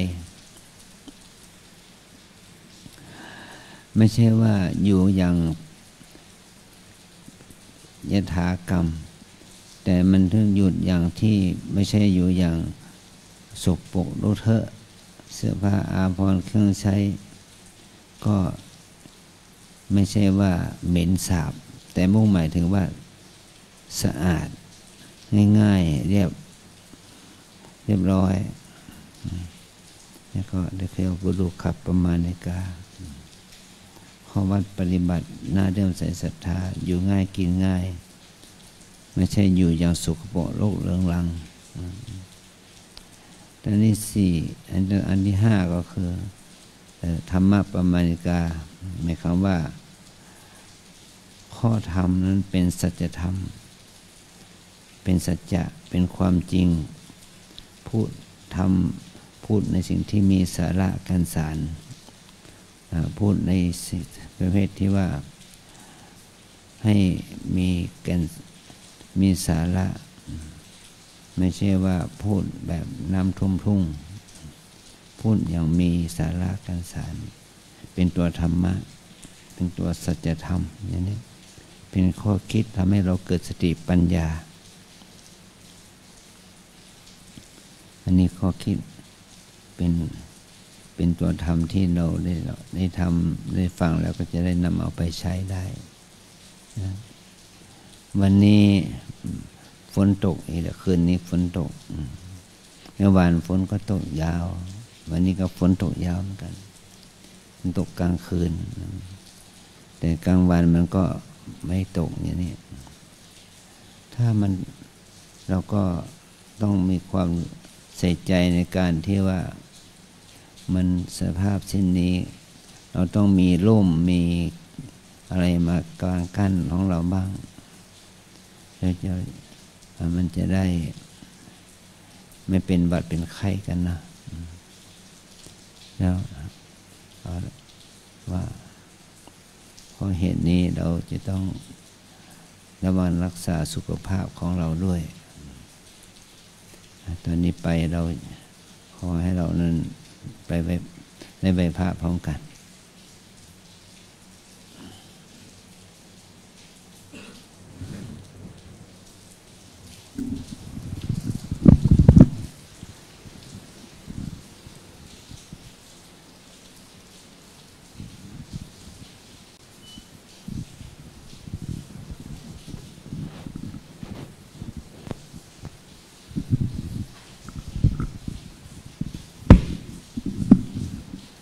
อะระหังสัมมาสัมพุทโธภะคะวาพุทธังภะคะวันตังอภิวาเทมิสวากขาโตภะคะวะตาธัมโมธัมมังนะมัสสามิปฏิปันโนภะคะวะโตสา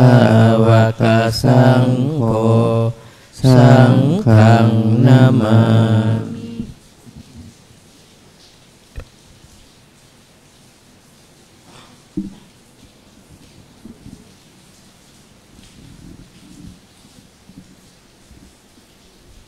ขอนิมนต์พระภิกษุสงฆ์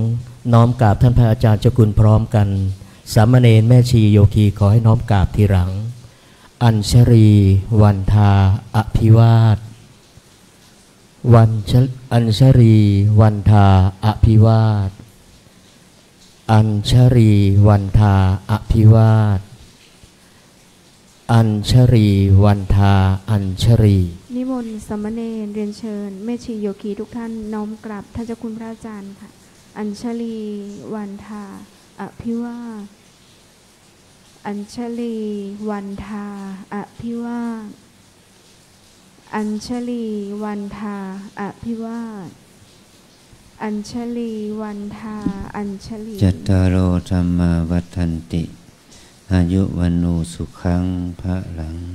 สาธุสาธุสาธุ